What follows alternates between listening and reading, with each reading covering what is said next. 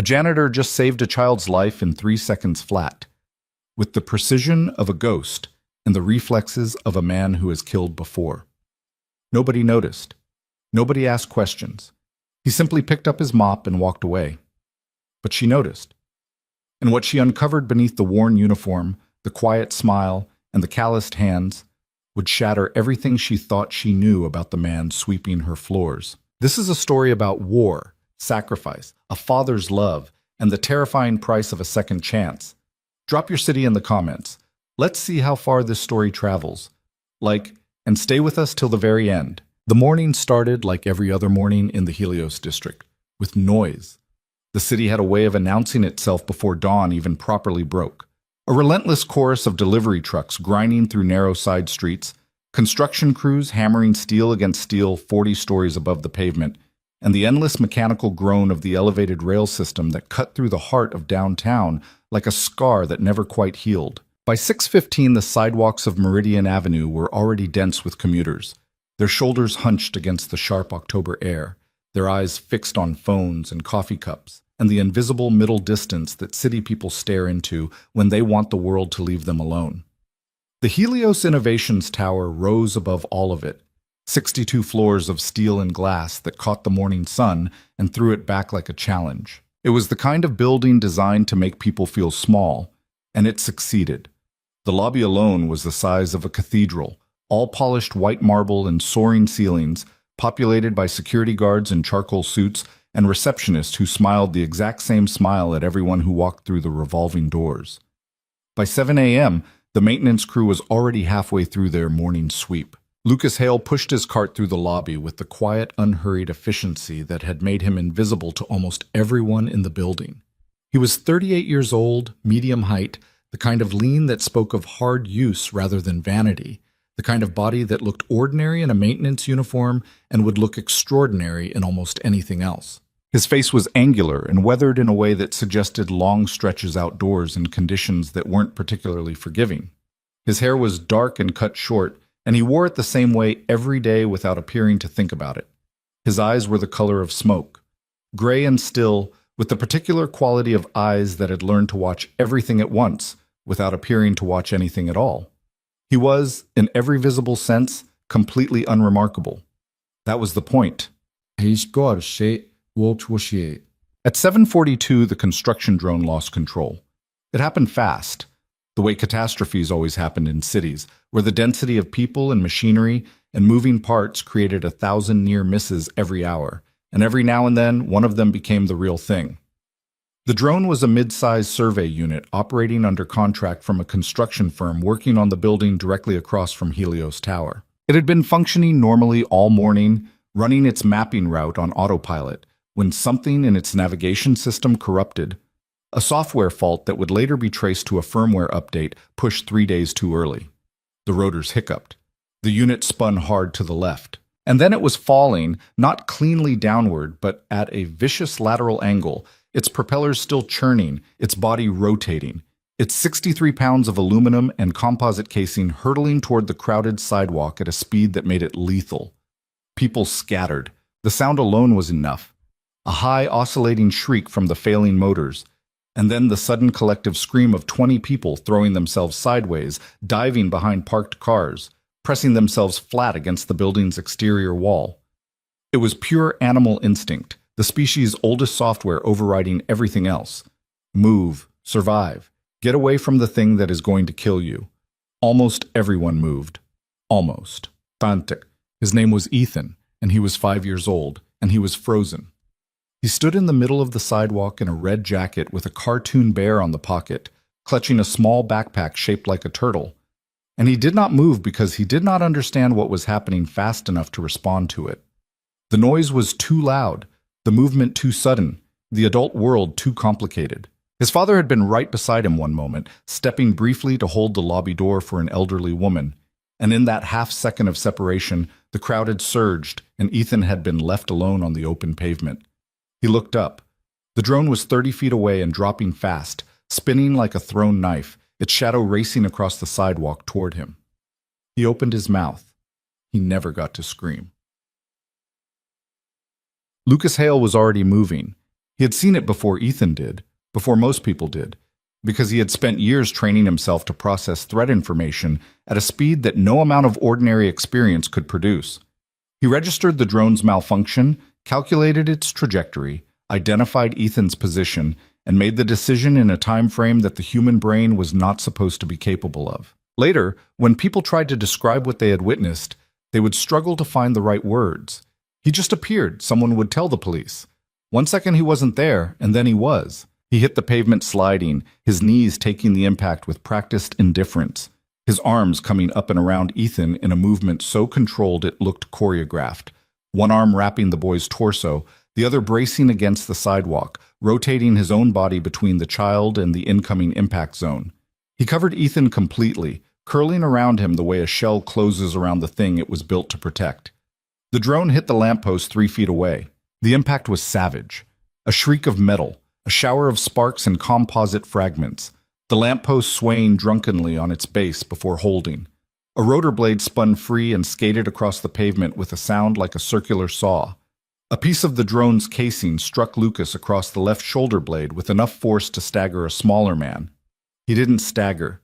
He stayed exactly where he was, curled over the boy, until he was certain the debris field was finished. Then, in one smooth motion, he rose to his feet, lifting Ethan with him, and checked the child with the rapid, systematic efficiency of someone who had performed battlefield casualty assessments in conditions far worse than this. Eyes tracking. Good. Breathing. Good. No obvious injury. Minor scratches from the scramble. Nothing more. "Hey," Lucas said, and his voice was perfectly calm, the way a voice is calm when the person behind it has trained the panic out of themselves at great cost. "You're okay. You're okay, bud. Look at me." Ethan looked at him. His lower lip was trembling with the effort of not crying. "You're okay," Lucas said again, and this time he smiled. A small, real smile. And something about it worked, because Ethan's lips stopped trembling. Then Lucas set the boy gently on his feet, brushed the dust from his own knees, picked up his maintenance cart from where it had toppled in his sprint, and went back to work. The whole sequence had taken 11 seconds. Elena Cross had watched every one of them.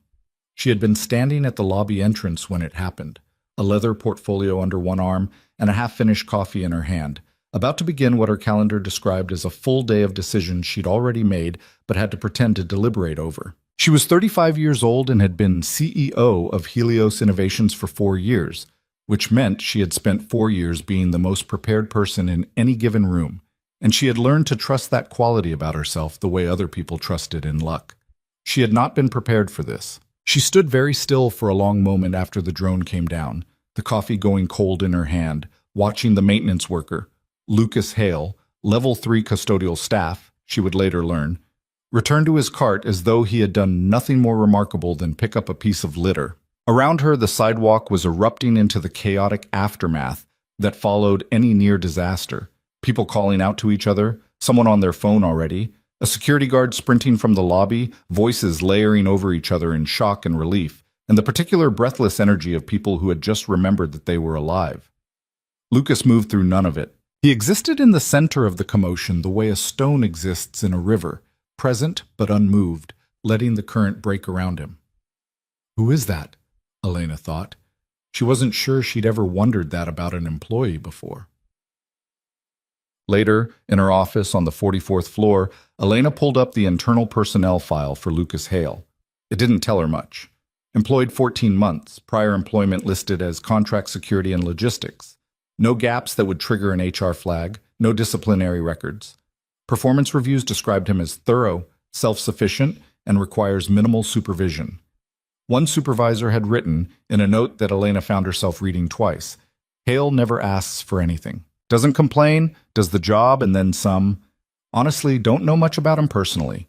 Keeps to himself. There was a next of kin field listing one dependent. Ethan Hale, son, age 6. She closed the file and sat back. She had built her career on reading people, on walking into a room full of investors or competitors or skeptical board members and understanding within minutes what they actually wanted and what they were actually afraid of. It was the talent she trusted most in herself, more than her technical knowledge or her business instincts, or her ability to work 18-hour days without losing her edge. The maintenance worker had given her nothing to read. That, she decided, was in itself a kind of information. The first real conversation happened 4 days later, in the rooftop garden on the 58th floor. The garden was an architectural afterthought that had become, over time, one of the best-kept secrets in the building. A narrow, L-shaped terrace lined with planters, fitted with a small seating area that faced east and caught the afternoon sun. Most executives used it for phone calls or quiet lunches. Most staff didn't know it existed. Elena went there when she needed to think without anyone watching her think. She found Lucas Hale there on a Thursday afternoon, kneeling beside a drip irrigation line that had been malfunctioning for 2 weeks. Facilities management had put in a work order. Apparently, Lucas had decided not to wait for it to be assigned. He looked up when he heard her footsteps. His expression was neutral, not wary, exactly, but precise. The way a man looks when he's already assessed whether something constitutes a threat before his face has time to arrange itself into social normalcy. "Sorry," he said, beginning to stand. "I'll clear out." "Don't." Elena moved past him to the small bench and sat down. "You're not bothering me." He held her gaze for a moment, then went back to the irrigation line. She watched the city below. The glass and steel, the moving traffic, the particular way that distance turned chaos into something that almost looked like order, and let the silence sit between them for a minute before she spoke. "That was you," she said. 4 days ago. On the sidewalk." His hands kept moving on the irrigation fitting. "Work order for this line's been open 2 weeks," he said. "Figured I'd get to it." "That's not what I asked about." He was quiet. She watched the line of his shoulders and noticed that they hadn't tensed. He wasn't uncomfortable exactly. He was thinking. "The kid is okay," he said finally. "I know. He's your son." His hands stopped. He didn't turn around immediately. When he did, his face was unreadable in the way of someone who had practiced being unreadable for a very long time. "You ran my file." "I'm the CEO. I run everyone's file." She paused. "His name is Ethan?" Something shifted in his expression at the name. Not softness, exactly, but a change in the quality of his stillness. The way a very controlled thing relaxes, just slightly, when it encounters something it doesn't have to be controlled around. "Yeah," he said. "Ethan." "How old?" 6 in December. Elena nodded. She looked back out at the city. "What you did," she said, "was not normal. I was close. I had time to react. You slid 10 feet across a concrete sidewalk and put yourself between a falling drone and a child in under 2 seconds. She let the number land. "I've run the security footage. The timestamp is there." Lucas said nothing. "You don't have to explain it to me," Elena said in Shmut. "I'm not asking you to." He blinked. She could see that he hadn't expected that. People who moved the way he moved, who kept themselves the way he kept himself, were usually waiting for the other shoe, for the question that cracked the door open, the inquiry that turned into an interrogation. He had prepared himself for that shoe, and she had just told him it wasn't coming. "Okay," he said after a moment. "Okay," she agreed. She stood, picked up the portfolio she'd set on the bench, and started back toward the door. Then she stopped. "The irrigation line," she said. "The main junction is about 8 inches to the left of where you're working. There's a pressure valve that's probably cracked. You'll see a hairline fracture on the underside." Lucas looked at the line, then back at her. "My first job in college," she said by way of explanation, "was landscaping. I know drip systems." He looked at her for a moment with an expression she couldn't quite name, something between surprise and recalibration. And then, slowly, he almost smiled. "Thank you," he said. She nodded and went inside. Over the weeks that followed, something shifted in the building's ecosystem without anyone remarking on it. Elena began taking her afternoon coffee break on the rooftop. Lucas, whose maintenance schedule happened to include the rooftop terrace on Tuesday and Thursday afternoons, began timing his work there accordingly. The conversations that resulted were, on the surface, unremarkable. The kind of thing that would read as nothing on a surveillance camera. 2 people talking near a row of planters, their voices low, their body language that of colleagues rather than anything else. But the content was different. "What does Ethan want to be when he grows up?"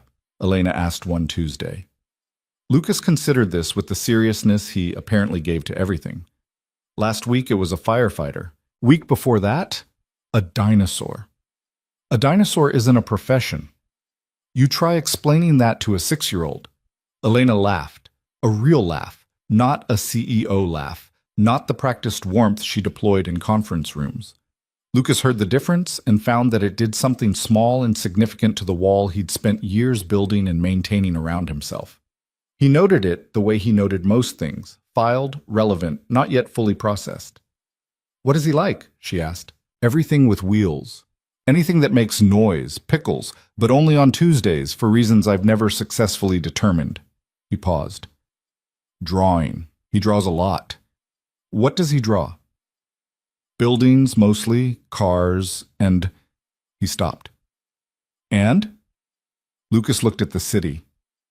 "People," he said. "He draws a lot of people." "Who?"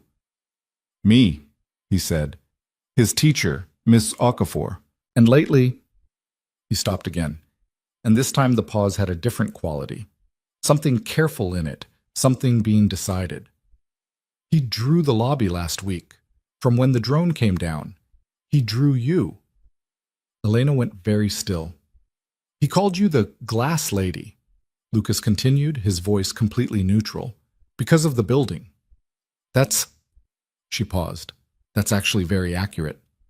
Lucas looked at her sideways, and this time the almost smile made it all the way to a real one. It changed his face significantly, like a light coming on in a room you thought was empty. "He's a perceptive kid," Elena said. "Yeah," Lucas agreed, and there was something in the single syllable that carried a weight of feeling far larger than the word itself. The incident with Marcus Dyer happened on a Wednesday morning, and it was what cracked the carefully maintained surface of what Lucas was and had been. Marcus was a senior data analyst on the 22nd floor who had been complaining of headaches for 3 days. On Wednesday, he made it as far as the lobby before his body made the decision his stubbornness had been avoiding. He collapsed on the marble floor near the security desk with the particular sudden totality of someone whose system has reached a limit and simply stopped. The lobby erupted. A security guard sprinted over and immediately pulled out his phone, which was the right instinct but not the most useful one in the next 30 seconds. 2 colleagues who'd been with Marcus crouched beside him, saying his name repeatedly as though repetition might help. Someone knocked over a standing display near the reception desk. 3 people moved in close and then immediately pulled back because proximity to a medical emergency without knowing what to do is just crowd control that makes things worse. Lucas was at the opposite end of the lobby, changing a burned-out light panel. By the time he reached Marcus, he had already assessed from 30 feet out. The fall had been controlled enough to rule out full cardiac arrest. The body position suggested a vascular event or severe hypotension. The face was not cyanotic. He was working on probabilities the way he had always worked. Not certainty, but the best available answer given available data. "Move back," he said, and the particular quality of his voice, not loud, but carrying an authority so absolute it bypassed the social negotiation most commands required, cleared a radius around Marcus immediately. "Give him air, you—" He pointed at the security guard with the phone. "You're already calling. Good. Stay on the line. Tell them probable syncope, possible TIA, no head trauma from the fall, he needs to stay flat. Don't let him sit up." He knelt beside Marcus, 2 fingers to the carotid, eyes going to his watch, then checking pupils, airway, the quality of Marcus's breathing. His hands moved with an efficiency that had no hesitation in it, no uncertainty. The efficiency of someone for whom emergency medical response was not a crisis, but a procedure. "Marcus," he said clearly. "My name is Lucas. I work in this building. Paramedics are on their way. I need you to stay still and breathe normally. Can you hear me?" A weak sound from Marcus. His eyes fluttered. "Good," Lucas said. "That's good. Keep breathing." He maintained the assessment, kept Marcus's airway clear, monitored his pulse. All of it performed with the precise, unhurried competence of someone who had done this in conditions that made a marble lobby look like a controlled laboratory environment. When the paramedics arrived 7 minutes later, Lucas gave them a clean handoff: vitals, timeline, suspected cause, observations. Like reading from a chart he'd already written. The paramedics glanced at each other with the look of professionals recognizing another professional. Then Lucas stood, excused himself from the knot of concerned colleagues, and went back to the light panel. Elena had seen the whole thing from the mezzanine level. She came down the stairs slowly, watching him work on the light panel. His back to the room, his posture settled back into its customary ordinariness, as if the last 8 minutes had been simply another task on a long list. She stood beside him. He didn't look up. "I know." "What was that?" "First aid." "That was not first aid." She kept her voice low. Around them, the lobby was returning to its ordinary morning rhythm, the aftermath of the crisis folding back into the noise. "That was a paramedic-level assessment and response, at minimum." Lucas kept his attention on the light panel. He removed a failed module, set it aside, reached for the replacement. "Lucas." He stopped. He put the module down with great care. He didn't turn around. His hands were very still on the maintenance cart. "I've lived a different life," he said quietly. "I know. That life is over. I'm not suggesting it isn't." He turned then, and she was struck again by his eyes. That quality of stillness in them, smoke gray and watchful, with something deeper behind them that looked like a long history of keeping it from showing. "I have a son," he said. "Everything I do is about making sure his life is safe and normal and undisturbed. That means the person I used to be." He stopped, chose his words carefully. "That person doesn't exist anymore." Elena held his gaze. "I'm not asking about who you used to be," she said, "and I'm not asking about anything you're not willing to tell me." He looked at her. He was running some kind of internal calculation. She could see it, the same quality she saw in his eyes when he assessed physical situations, now turned inward. "You could," he said. "Ask if you wanted to." "I could." "You won't?" "I believe people have the right to the boundaries of their own story." She said it simply, without performance. "Whatever you've done, whatever you were, that's yours. You don't owe it to me or to anyone." The lobby moved around them, indifferent. Lucas looked at her for a long time. Something in his expression shifted. Not softened exactly, but changed, the way a long-held tension changes when the thing that required it no longer exists. "Thank you," he said. And it came out different from the thank you he'd given her about the irrigation line. Heavier, more careful, like the word was carrying real freight. "Don't thank me," she said. "Just keep an eye on that pressure valve when you're on the roof on Thursday." She walked away. Behind her, after a moment, she heard the quiet sound of him resuming work. She didn't sleep well that night. Elena Cross had not survived 4 years at the top of a company in a brutally competitive sector by being careless with her instincts. She had made decisions that cost tens of millions of dollars on the strength of a feeling, and she had been right often enough to trust that those feelings were data, not noise. The instinct that told her a business partnership was sound, and the instinct that told her a person was trustworthy came from the same source, and she had long since stopped second-guessing either one. What she felt about Lucas Hale was not romantic. Not yet, though she was honest enough with herself to file that qualifier rather than simply erasing it. What she felt was something older and more fundamental, the recognition that came from meeting someone who was operating at a level of genuine authenticity that most people never reached. The ones who'd survived something, the ones who'd looked at the worst of themselves and of the world and had decided deliberately what to keep and what to set down.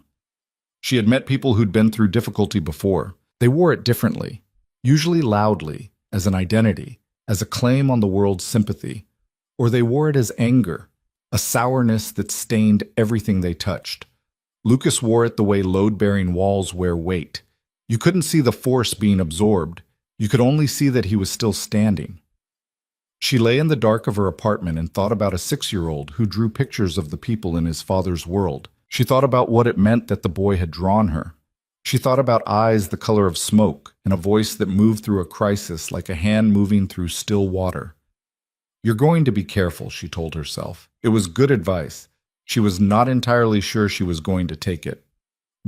Thursday morning, Lucas found her already on the rooftop when he arrived with his maintenance kit. She had 2 coffee cups from the building's ground floor cafe. Not the good stuff from the executive floor, the ordinary stuff. The kind that cost $2 and came in paper cups that got warm and then went cold too fast. She held one out to him without ceremony. He took it. He looked at it. He looked at her. "The valve," she said. "Hairline fracture, exactly where I said." Yeah, he agreed. "You were right. I'm often right. I've noticed that." She smiled. He didn't quite smile, but the corner of his mouth moved in a way that she had begun to catalog as his version of one. They stood in the October air and drank mediocre coffee and looked out over the city, and neither of them spoke for a while, which was, Lucas realized, with a kind of quiet astonishment, perfectly comfortable. He could not recall the last time silence with another person had felt like something you could rest in rather than something you had to manage. "Tell me about Ethan," she said. And he did, slowly at first, then less slowly. About the boy's absolute conviction that blue was the superior color, about the elaborate rules he'd invented for a card game he'd made up himself, about the way he fell asleep with one arm thrown over the top of his head, about the morning ritual of choosing which of his 3 pairs of sneakers was the right sneaker for the specific emotional demands of the day. Small things, the things that constituted a life. Elena listened. She asked questions, real questions, not polite ones, questions that showed she was tracking the details and building a picture. At some point, Lucas realized he was smiling. Not the small, professional, nothing wrong here smile he wore at work. A real one. It felt unfamiliar on his face, like clothes he hadn't worn in a long time that he'd forgotten he owned. He noticed Elena noticing it. "He sounds remarkable," she said. "He is," Lucas said, with the uncomplicated conviction of a man who had decided long ago that this was the one thing in his life he was allowed to be sure of. "He gets it from somewhere," she said. Lucas looked at his coffee cup. He didn't answer, but she hadn't really asked. The lobby was busy at 5:15 when Lucas and Ethan waited for their cab home. Ethan was in his red jacket, turtle backpack, today's sneaker choice apparently reflecting a mood that required both Velcro straps instead of just one. He was holding his father's hand and narrating, at considerable length and volume, the events of his school day. A story that had so far involved a fire drill, a substitute art teacher, a disagreement about whose turn it was on the good puzzle, and a discovery of considerable scientific significance relating to what happens when you put a raisin in lemonade. Lucas listened with absolute attention. This was not performance. This was Lucas's default mode with his son. Full presence, complete engagement, as though Ethan's narration of a Tuesday in first grade deserved the same quality of attention he'd once given to mission briefings. And then Jacob said it was his turn, but it wasn't because I traded him the markers for it last week. Lucas felt it before he understood what he was feeling. The slight shift in air pressure that came with the large door opening. The particular displacement of the lobby crowd. Subtle, directional. The peripheral registration of a figure moving toward him with a purposefulness that didn't match the surrounding flow. His hand tightened, briefly and involuntarily, around Ethan's. And Ms. Okafor said we had to take turns properly, but... "Ethan," Lucas's voice perfectly calm. "Buddy, look. There's the news screen. You see the robot thing?" He angled the boy gently toward the lobby's large display screen, creating a half rotation that put Ethan facing away, then turned himself to face the man who was almost beside him now. He knew the face. He'd been hoping, for 14 months, that he would never see it again. The man was older than Lucas remembered, or perhaps just worn differently. He had the kind of lean that came from a life that didn't allow the body any margin. His hair was close-cropped and gray at the temples. He wore a business suit that fit well enough to have been chosen rather than assigned, which told Lucas that whatever he was doing now, it wasn't covert work. He was standing in the middle of the Helios Tower lobby at 5:15 on a Thursday afternoon, which told Lucas something else. This is not a warning. This is a message. His name was Devlin. They had served together for 4 years in a unit that didn't exist, doing work that had never been formally acknowledged. They had saved each other's lives. Lucas counted twice, Devlin probably counted more, depending on how you define the word. Hail, Devlin said. His voice was quiet and even. Professional courtesy among professionals. Devlin. Lucas kept his own voice neutral, kept his body between Devlin and Ethan. It wasn't a threatening posture, just a matter of physics, of where he was and where Ethan was. This isn't a great place. I know. I needed to know you were here before I said anything. You've known where I was for 14 months. A fractional pause. Yes? But you're here now. Things have developed. Devlin's eyes tracked to Ethan. Briefly, non-threatening. The recognition of a man who understood what was in play. Is he good? He's fine, Lucas said flatly. He stays fine. Whatever you're going to say, that doesn't change. Devlin nodded. He looked back at Lucas. You know I wouldn't be here if it weren't serious. I know you believe that. Sokolov's people have been active in the Eastern Corridor again. There's chatter. He paused. Your name came up. The words landed with a particular weight, not panic, nothing that registered on Lucas's face, but a shift in the quality of his stillness. Elena, who had been crossing the lobby toward the elevator bank, saw it from 15 feet away and stopped. She didn't understand what she was watching, but she understood that something was happening, and she understood, from 30-odd yards of observation over the past weeks, that whatever was happening, it was happening in the space between Lucas's surface and whatever he kept below it. Tell me, Lucas said quietly. Devlin gave it to him in rapid, compressed shorthand. The way men in their former world communicated, stripping everything to data. Lucas absorbed it without interrupting. Ethan, drawn by some instinct of his own, had turned from the screen and came back to take his father's hand again. Lucas held it. What's he want? Lucas said when Devlin had finished. To know where you are. He already knows. He wants to know what you're carrying. A silence. I don't carry anything anymore.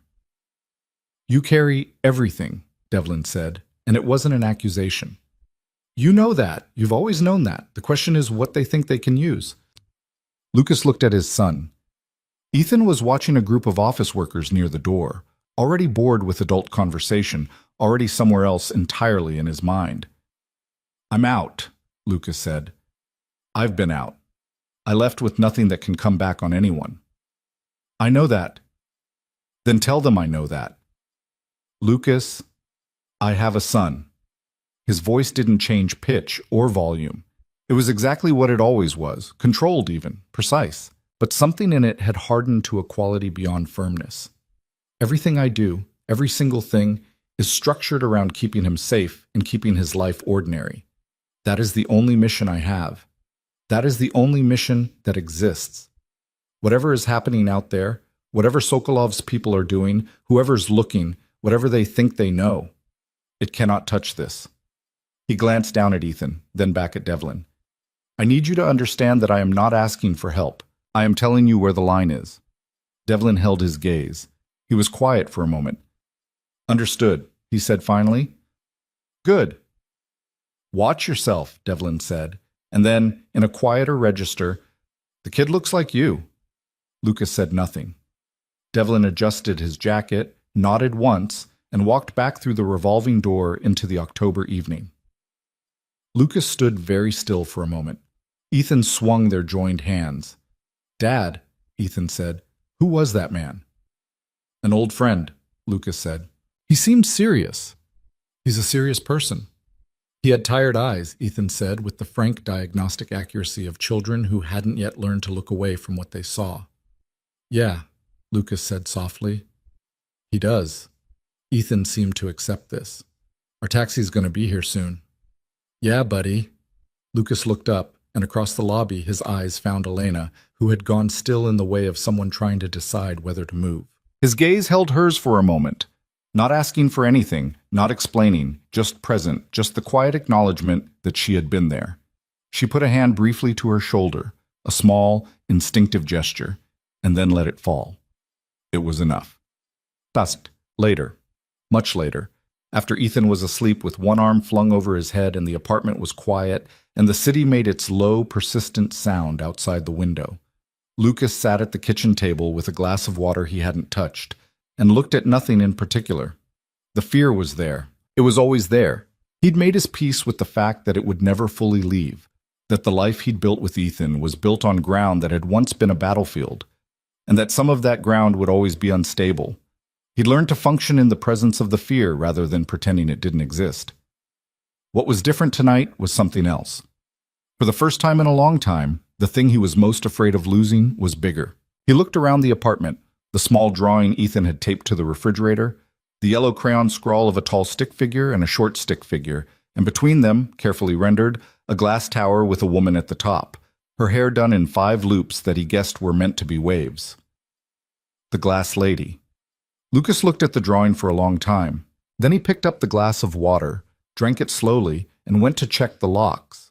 All 3 of them, then the windows, then the hallway camera he'd installed 3 weeks after moving in.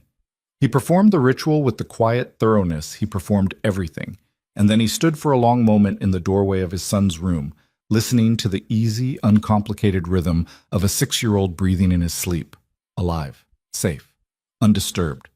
He went to bed. He did not sleep for a very long time. The next morning arrived without ceremony, the way mornings in the city always did.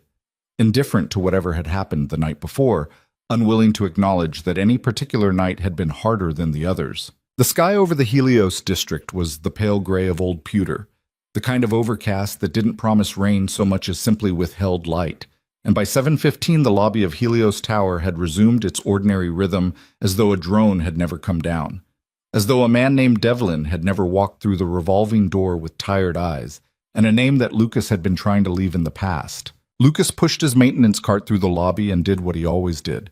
He watched everything, let none of it show, and went to work. But something had shifted, and he knew it. The shift wasn't in the world around him. It was in the calculus he performed, constantly and automatically, in the back of his mind. The calculation that balanced threat against stability, exposure against security, the life he needed Ethan to have against the life that kept trying to follow him into it. For 14 months, the equation had been relatively clean. He'd built his disappearance carefully, methodically. The new name that was technically his mother's maiden name, so it wasn't entirely a lie, the modest job that put him below the line of anyone's serious interest, the apartment with the 3 locks, and the hallway camera, and the emergency bag in the hall closet that Ethan thought was full of camping gear, and that Lucas hoped to never need. Devlin's appearance hadn't destroyed any of that, but it had reminded Lucas that the equation was never fully clean, that somewhere, on a board he couldn't see, his name was still written. He changed a light fixture on the 3rd floor. He fixed a door hinge on the 7th. He did not think about Elena Cross, and he did so with the deliberate, practiced effort of a man who is absolutely thinking about her. The encounter in the lobby the previous evening had happened in front of her. He had made sure she hadn't been close enough to hear the words, but she was perceptive enough that words might have been secondary. She had seen the shift in his bearing. She had seen Devlin. She had seen Lucas's hand tighten around Ethan's and then, carefully and deliberately, loosen. She hadn't asked him about it. He wasn't sure what to do with that, so he did what he always did with things he wasn't sure about. He filed it, he kept moving, and he waited to understand it better. He didn't have to wait long. She found him at 9:30 on the rooftop, which was not a Tuesday or Thursday, which meant she had gone there specifically to find him. "I moved your Thursday task to today," she said, coming through the rooftop door with the particular briskness of someone who has made a decision and is committed to it. "In the system, maintenance scheduling, so you're officially supposed to be up here." He looked at her. "So it doesn't look irregular," she said. "I wasn't worried about looking irregular." "I know you weren't." She came to stand beside him, looking out at the flat gray sky. "I was." He absorbed that. She had moved his schedule to protect his cover, not for her own benefit, but for his, preemptively, before he'd even thought to manage it. It was a small thing. It was also, he knew, a precise thing, and precision from Elena Cross was never accidental. "You don't have to do that," he said. "I know I don't have to," she said. "I wanted to." He looked at the city. A flock of pigeons made a wide arc over the street below and disappeared behind a building across the way. "The man last night," he said. "You don't have to explain him." "I'm aware. I'm choosing to say something anyway." He paused. He was choosing his words with a care that was almost painful. Not because he was being strategic, but because he genuinely was not sure how to talk about this to a person whose opinion mattered to him in a way he hadn't planned on. He's someone from a previous part of my life, a unit I served with. He came to deliver information, not a request. But the information worried you. It wasn't a question. He didn't treat it like one. There are people from that time, he said carefully, who would benefit from knowing certain things about certain operations. I left that world without taking anything with me that could be useful to anyone. But people who traffic in information don't always distinguish between what you actually carry and what they believe you might carry. Elena was quiet for a moment. Is Ethan safe? He looked at her then, and something in him reoriented with a speed that surprised him. The fact that it was the first thing she asked, not, "Are you safe?" Not, "What does this mean for you?" but the boy's name, directly. "Yes," he said. "He's safe. I don't believe this rises to a direct threat. It's surveillance and assessment. They want to know what I know. They want to understand my status. As long as I remain what I am." He gestured, quietly, at the maintenance cart, the rooftop, the ordinary architecture of his life. "They have no reason to escalate. And if that changes, then I have contingencies." "The kind of contingencies that involve the bag in your hall closet?" she said. He went very still. She met his look without flinching. "I walked you and Ethan to your door 3 weeks ago after the building holiday thing. You left the door open while you got him settled. I saw it in the closet." He said nothing for a long moment. "You have a good eye." "I told you," she said. "I've spent 4 years reading rooms." He looked at the city. "It's a precaution," he said. "I hope to never use it." "I know." She put her hands in the pockets of her coat. "I'm not asking you to justify it. I just wanted you to know that I've seen it, and I'm not alarmed by it, and I'm still standing here." Lucas turned to look at her. The light was flat and gray, and it made her look very direct. No softening from the usual afternoon gold, just the clear, honest contour of a face that was not performing anything. "Why are you telling me that?" he asked. "Because," she said, "I think you spend a significant amount of energy anticipating the moment when the things you are will cause the people around you to leave. And I wanted to interrupt that." The silence between them was the kind that meant something. "You're very perceptive," he said finally. "I'm often right," she agreed in a tone that was just dry enough to be kind. "You told me so yourself." Despite everything, the gray sky, the weight of Devlin's visit, the low-grade vigilance he was running at all times, the corner of his mouth moved. It wasn't quite a smile, but it was in the same family. "I should get back to work," he said. "You should," she agreed. She turned toward the door, then stopped. She did not turn back around. "Lucas?" "Yeah." "Thank you for telling me what you told me." He was quiet for a moment. "Thank you for asking the right question first." She went inside, told it. He stood alone on the rooftop for another minute, looking at the city, feeling the October air on his face, and thinking about the precise way in which Elena Cross occupied space, how she took up exactly as much of it as she needed and not a single inch more, how she moved through a room like someone who understood that presence was a choice. Then he picked up his maintenance kit and went back to work. The weeks that followed had a texture that Lucas had not felt in years. He wasn't sure at first what to call it.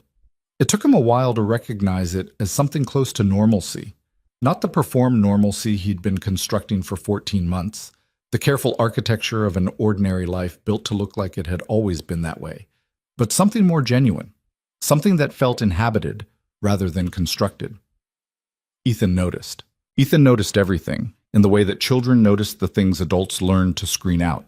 He began asking, with increasing frequency and a 6-year-old's complete lack of self-consciousness, when they were going to see the glass lady again.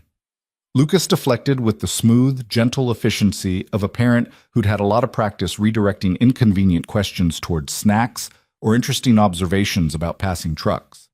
But he didn't dismiss it. There were moments that accumulated, small and specific, the kind that didn't individually announce themselves as significant, but that, taken together, built something he couldn't ignore. The Tuesday she arrived on the rooftop with a thermos of proper coffee, not the ground floor stuff, but actual good coffee, the kind from the third-floor cafe that cost more than she would have needed to spend, and didn't make anything of it. The Thursday she mentioned in passing that she'd seen a book on Korean War-era special operations in a shop window and had thought of him, and then caught herself and said carefully that she hoped that wasn't inappropriate. He told her it wasn't. He didn't tell her he'd thought of her that morning when Ethan had said something peculiarly perceptive about clouds. The Wednesday afternoon, he was working in the building's lower parking structure when he heard a car alarm failing to turn off and looked up to find Elena standing next to a silver sedan with her key fob held at arm's length and a look of pure, undisguised bafflement on her face. The CEO of Helios Innovations, defeated by a parking lot. He had walked over, taken the fob without a word, and performed a 3-button sequence that silenced the alarm immediately. She had stared at him with an expression he'd never seen from her before. "How did you know to do that?" she demanded. "The battery in the fob is running low, throwing off the signal. It happens. I've owned this car for 2 years. It happens more when it gets cold." "I run a technology company," she said, in a tone that suggested she found this personally offensive. "The car doesn't know that." She had looked at him for a moment, and he would remember this with a specific clarity that surprised him. She had laughed. Not the CEO laugh, not the one he'd heard her deploy in the lobby or at corporate events, but the real one, the one that started somewhere below the surface and came up without asking permission. It was brief and involuntary and wholly genuine, and it changed the architecture of her face completely. He was, he realized, in significant trouble. He carried that realization quietly for several days, the way he carried most things, held close, examined carefully, not acted upon without understanding. He had not allowed himself to need something for a long time. Not since Ethan, and Ethan was different, because Ethan had arrived with such force and completeness that there was no choosing involved. The boy had simply installed himself at the center of Lucas's life with the total authority of someone who knew exactly where he belonged. This was different. This was a choice, or the territory adjacent to a choice, and Lucas approached it with the same methodical wariness he approached everything that mattered. He asked himself the right questions. Not whether he felt something, that much was established, but whether it was safe, whether it was fair. Whether Elena Cross, who ran a 62-floor glass tower and had a calendar that booked out 4 months in advance, and a way of looking at a room that made every person in it feel both seen and slightly outmatched, had any business being involved with a man who checked his locks 3 times before bed and kept a bag in his closet, and had, somewhere in the world, enemies who still knew his name. He asked himself whether it was honest. That was the question that stayed with him longest, because Lucas Hale had been, in his previous life, a great many things that were not honest. He had inhabited false identities with such completeness that he sometimes wondered which Lucas was the constructed one. He had told necessary lies to people who trusted him and had lived with the particular weight that left behind. He had made peace with the person he'd been, mostly. The work had been necessary, the causes had been ones he believed in, the damage had been, on the moral balance sheet he maintained privately, worth it. But he had promised himself, the night Ethan was born, and the world had reorganized itself around that fact, that the life he built afterward would be honest. Not simple. He was not naive enough to think simple was available to him, but honest, genuine, real. The question was whether what he was allowing himself to feel for Elena was compatible with that promise. He thought about it for a week.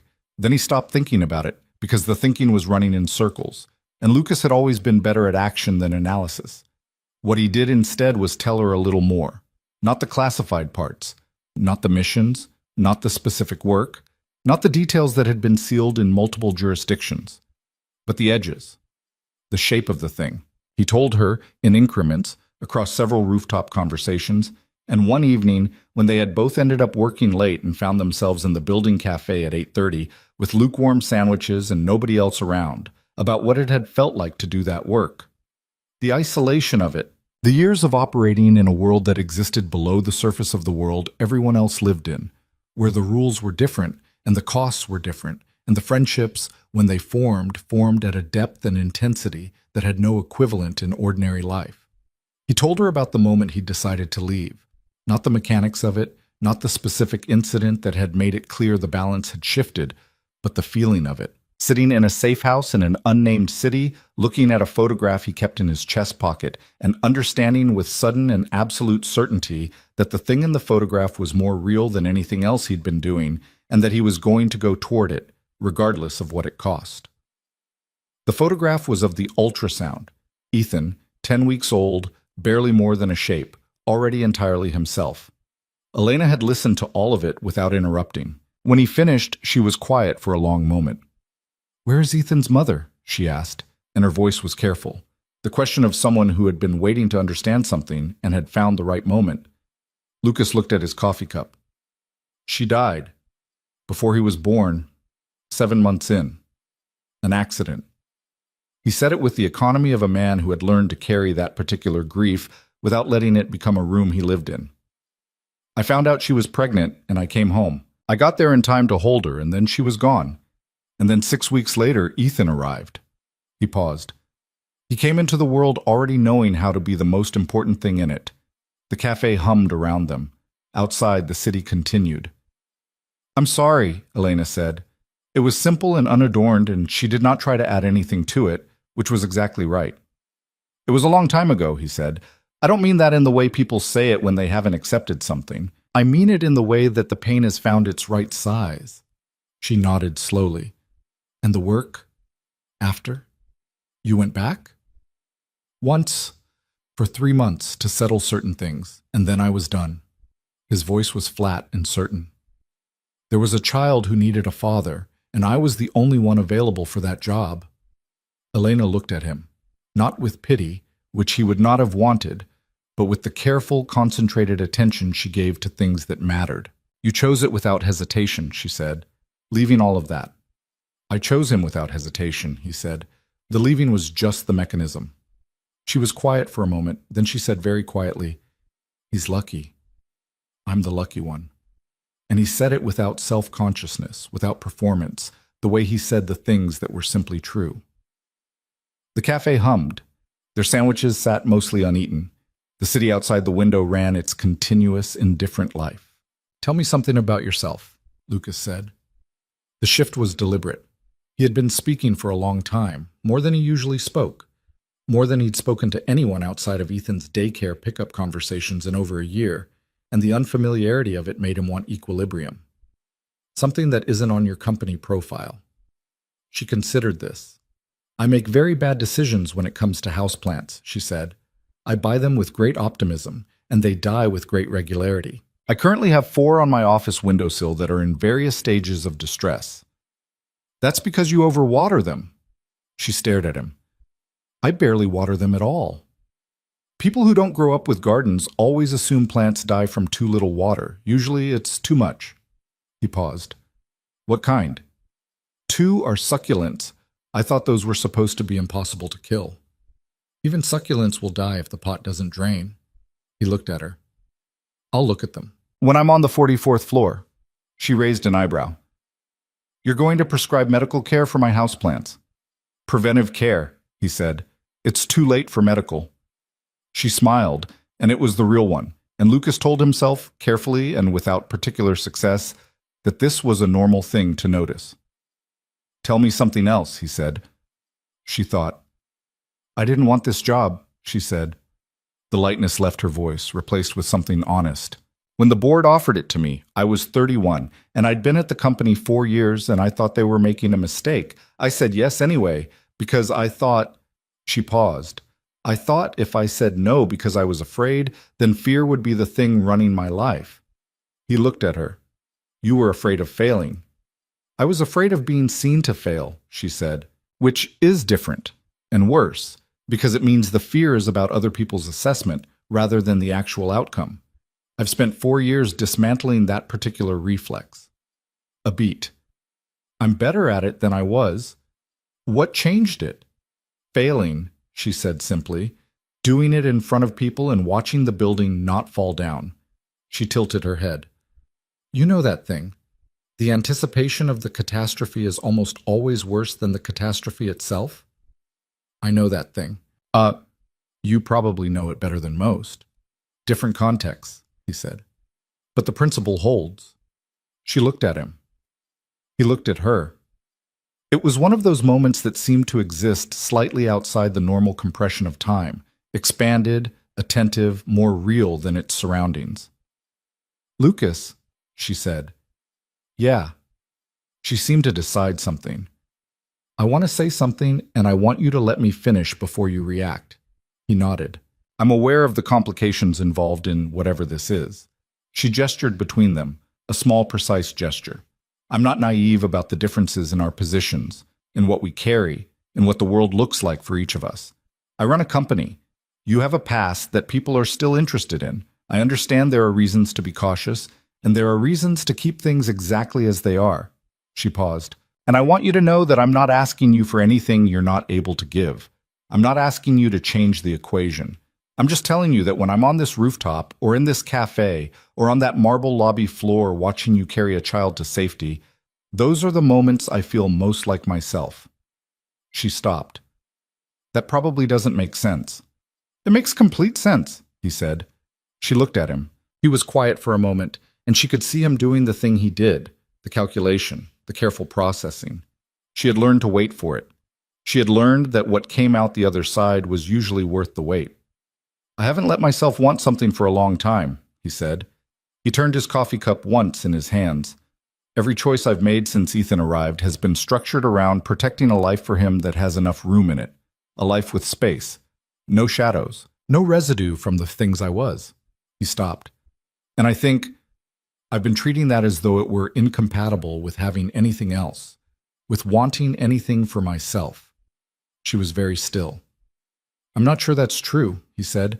I think I've been using the carefulness as a way to not risk anything, which is, he paused, which is its own kind of running away.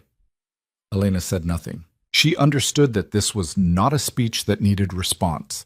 It was a man thinking out loud for perhaps the first time in a very long time, and the most useful thing she could offer it was room. I'm not going to make you any promises I don't know how to keep, he said.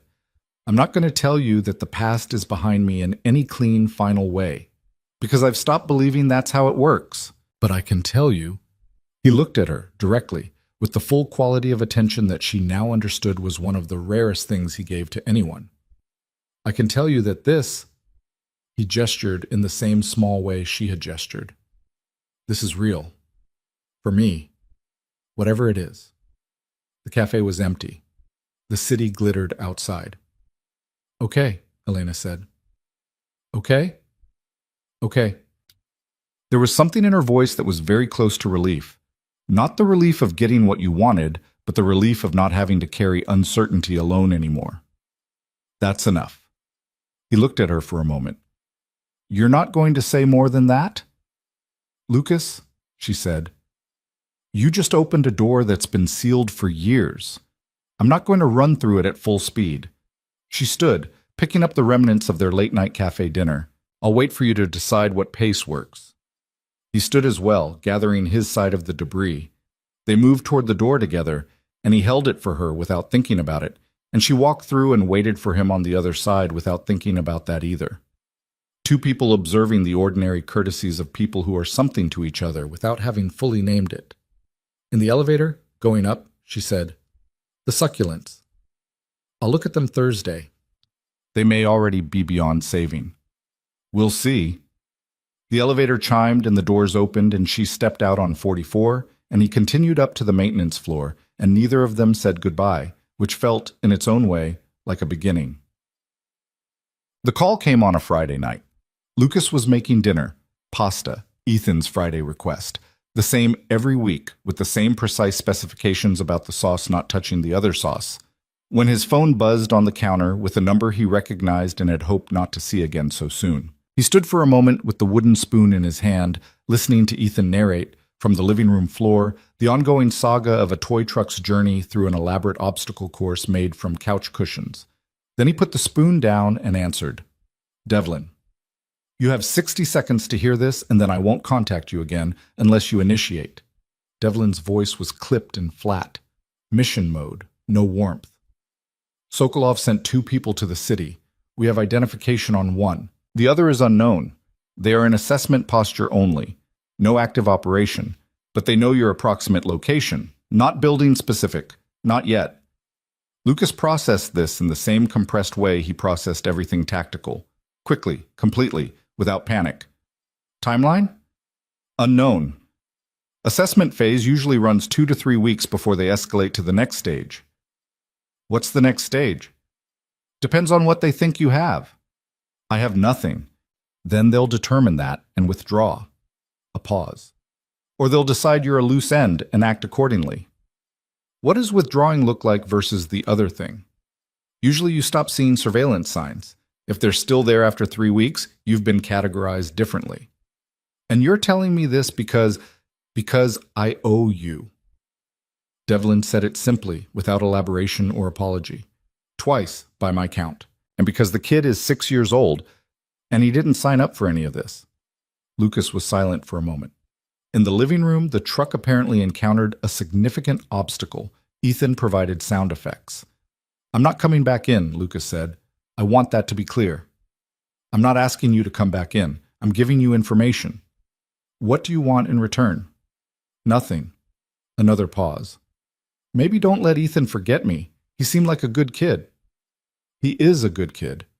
Lucas's voice was quiet. I'll handle this. I know you will. The call ended. Lucas stood for a moment in his kitchen with the phone in his hand and the pasta water boiling and the sound of his son's game filling the apartment with its careless, ordinary music. Then he put the phone face down on the counter, picked up the spoon, and stirred the sauce. Dad, Ethan called. The bridge fell down, but I saved the truck. Good recovery, Lucas called back. The bridge is beyond saving, though. Sometimes that happens. He turned the heat down. Come wash your hands, buddy. 3 minutes. A theatrical groan, the shuffle of small feet. Lucas stood at the stove and watched the sauce and thought, with a precision that had nothing to do with emotion and everything to do with the years of training that never fully left a person, about what 3 weeks looked like and what assets he had available and what the contingency sequence would be, and whether the apartment had enough angles covered, and whether the hallway camera was positioned correctly. He also thought about Elena. He thought about what she had said in the cafe. Those are the moments I feel most like myself.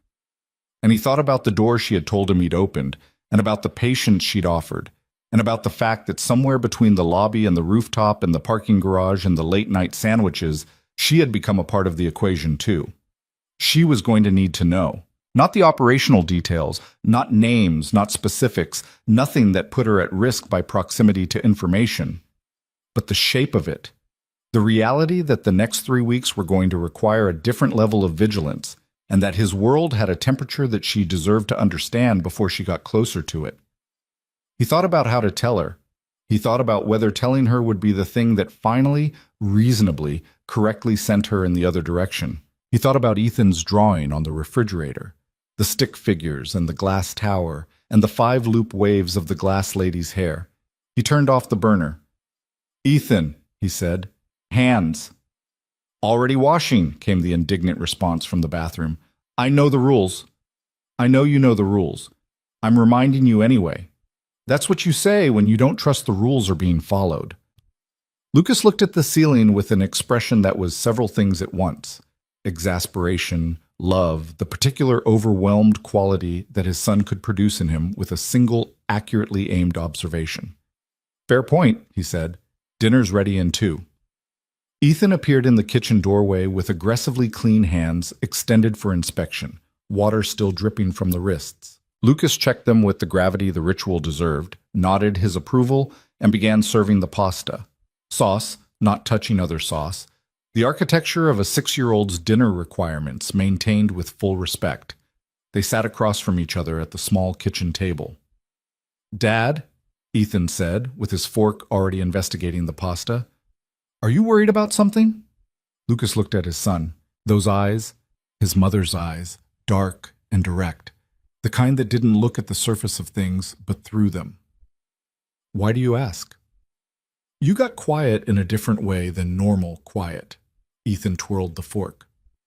Normal quiet is thinking quiet. This is worried quiet. Lucas picked up his own fork. You're a perceptive kid, he said. I know. No self-consciousness whatsoever. Then, with the matter-of-fact tone of someone delivering a reasonable piece of information, it's okay to be worried. Ms. Okafor says worried means you care about something. Ms. Okafor's right. What do you care about? Lucas looked at his son, at the red jacket still on because Ethan had forgotten to take it off, at the turtle backpack slumped against the table leg, at the face that was the most uncomplicated source of clarity in his life. "You," he said simply, "and that things stay good." Ethan nodded, accepting this with complete satisfaction, and went back to the pasta. And Lucas Hale, former operative, single father, man of 3 locks and a hall closet full of contingencies, watched his son eat dinner in a small kitchen in a city full of complications, and held on to the fact that right now, in this specific moment, everything that mattered was exactly where it should be. That would have to be enough. For tonight, it was. The surveillance signs were subtle, and Lucas was almost certain he was the only person in the building who would have noticed them. The first was a white panel van that appeared on Meridian Avenue on Monday morning, parked in the loading zone across from Helios Tower with a magnetic decal on its side advertising a plumbing company that Lucas spent 40 seconds researching on his phone during his morning break and could not locate in any city directory. By Tuesday, it had moved half a block south. By Wednesday, it was gone, which was itself a sign. Amateurs stayed in one place. Professionals rotated. The second was a man he made twice in 3 days, once near the coffee cart outside the lobby, once in the parking structure on level 2, carrying a phone at an angle that suggested he was photographing something in his peripheral vision rather than looking at the screen. Medium height, forgettable face, the particular quality of stillness in a crowd that only people trained to be invisible acquired. He was good. Lucas was better, because Lucas had spent years being trained by people who had forgotten more about surveillance than this man likely knew. He didn't react. He didn't change his patterns. He went to work. He changed light fixtures and fixed door hinges and swept marble floors. He picked Ethan up from school at 3:15 every day and made dinner and checked the locks and reviewed the hallway camera footage with the door closed after Ethan was asleep. He did all of this and he waited, because waiting was sometimes the most tactically sound response available, and because the one thing he would not do was let fear drive him into an action that disrupted the life he had built for his son. But he needed to tell Elena. The difficulty was the how of it. Not because he doubted the decision. He'd made the decision during the pasta dinner on Friday, and Lucas did not unmake decisions. But because telling Elena meant giving her information she hadn't asked for, about a situation she hadn't chosen to be adjacent to, and it meant watching her face when she understood the full weight of what proximity to him actually involved. He had imagined that face many times in the past few days. He was not sure what expression it would wear. He found out on Thursday afternoon. He came through the rooftop door at 1:15 to find her already there, not with coffee this time, but standing at the east railing with her arms folded and her back to the door, looking out at the city with a posture that suggested she had been standing there long enough to have moved past restlessness into something more settled. She turned when she heard him. She looked at him for a moment without speaking. "You've been different this week," she said. He set his maintenance kit down. "I know. Not in a visible way. I don't think anyone else would see it." She turned back to the railing. "You're doing the same things. You're in the same places at the same times. But the quality of your attention has changed. You're running hotter." He came to stand beside her. Below them, the city moved in its usual indifference. "There's something I need to tell you," he said. "I know." Her voice was even. "I've been waiting for you to decide to." He told her. He kept it clean and direct. No excess, no dramatization, no softening of the relevant facts. 2 individuals in assessment posture, origin point the same network Devlin had warned him about. Probable timeline of 2 to 3 weeks before they either withdrew or escalated. His assessment of the current risk level as manageable but not ignorable. The contingencies he had in place. He told her all of it in the same measured tone he used for everything else, watching her face as he did. She listened without interrupting. She was very still in the way that she was still when she was absorbing something completely, not shut down but turned fully inward, processing. When he finished, the silence ran for about 10 seconds. "Ethan," she said, "I have a plan if it escalates. He would be moved first, to people I trust, before anything else." He paused. "I would not let anything reach him." "I know you wouldn't." She said it without qualifier, without the slight upward inflection that would have made it a question disguised as a statement. "What do you need from me?" He looked at her. He had prepared himself for several possible responses. Concern, withdrawal, the reasonable and measured decision to step back from whatever this was until the situation clarified itself. He had not precisely prepared himself for this. Nothing operationally, he said. I don't want you involved in that structure. The less you know about specifics, the safer you are. Information is leverage, and I won't give anyone leverage through you. Okay, she nodded slowly. Then what are you telling me for? Because you deserve to understand what's in the room, he said. Because this... He gestured between them, the same small gesture they'd both used that had come to belong to this specific shorthand, means something to me, and I don't want to be someone who keeps the important things from you in the name of protecting you. That's not protection. That's just control dressed up as care. She was quiet for a moment. Then she said, That's one of the most honest things anyone has ever said to me. I've been trying, he said. She turned to face him fully. The October sky was moving behind her, clouds pulling south, and the light was that particular late afternoon gold that turned everything slightly more significant than it actually was. Or perhaps, he thought, it was accurately representing how significant this actually was. I'm not going anywhere, she said. I want that to be equally clear. I'm not going to pretend I'm not processing some of this in real time. A brief, honest acknowledgement, her particular gift for naming things without dramatizing them. But I'm not going anywhere. I've been around difficult situations before. I've managed boardrooms full of people trying to destroy me professionally. I understand that things are complicated. This is a different kind of complicated. I know. Her eyes were steady. Tell me what you need me to do or not do, and I'll do it. Don't disappear on me and call it keeping me safe. That's the only thing I'm asking. That's a reasonable ask. I'm often reasonable, she said, and there was enough dry warmth in it to soften the weight of the preceding minutes. He looked at her for a long moment. The wall, the one he'd been building and maintaining and reinforcing for years, the one that had kept him functional and private and protected, had by this point so many openings in it that calling it a wall seemed generous. It was more like the suggestion of a wall, the memory of one. Okay, he said. Okay, she agreed. They stood at the railing together for a while, not touching, looking out over the city. It was, Lucas thought, one of the more honest silences he had ever shared with another person. Not the silence of people who had run out of things to say, but the silence of people who had said the important things and now simply existed in the same space, which was its own kind of statement. After a while, he picked up his maintenance kit. The succulents, he said. I moved them to a pot with drainage, she said, per instructions. How do they look?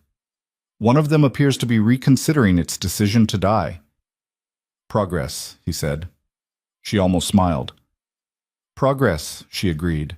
He went to work. She stayed at the railing for a few minutes longer, looking out at the city, and he was aware of her presence with a precision that had nothing to do with surveillance and everything to do with something considerably more complex and considerably less manageable. The week that followed had a dual texture. On the surface, the ordinary rhythms of the building, the maintenance rounds, the rooftop conversations, Ethan's school pickups and pasta Fridays, and the ongoing dramatic saga of the toy truck and its expanding infrastructure. Beneath that surface, Lucas ran a constant, quiet operational layer, noting the van's new position 2 blocks east, clocking the second surveillance contact who was better than the first, tracking the pattern of their movements against a mental map he was constructing with the same care he'd once used to plan extraction routes. They were still in assessment phase. He was certain of that. The signs were consistent with information gathering, not with the preparatory moves of an active operation. But the fact of their continued presence after 10 days meant they had not yet made the determination that he had nothing of value, which meant they were either thorough or uncertain or both. He ran his contingencies again every night. He updated them where the situations demanded. He identified 2 additional extraction vectors from the apartment that he hadn't fully worked through before, and he walked both routes on a Sunday afternoon with Ethan in the stroller he hadn't actually used in 2 years but kept, because it provided cover for route reconnaissance with a child in tow. Dad, Ethan said from the stroller, with the tone of someone who had clocked that this particular walk had no identifiable destination, where are we going? Exploring, Lucas said. We've walked this street before.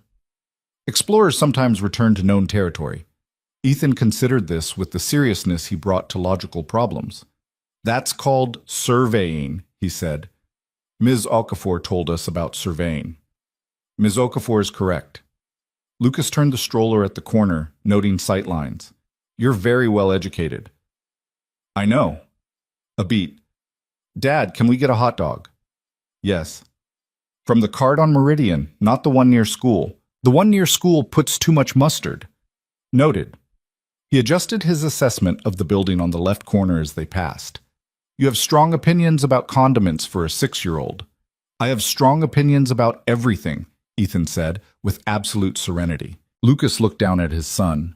The turtle backpack, the sneakers, the small face turned toward the city with the expression of someone entirely at home in it, and felt the familiar compound thing, the love that didn't have adequate language, the weight of responsibility, the fear, and underneath all of it, like a foundation stone, the absolute certainty that this was the only mission that had ever deserved his full commitment.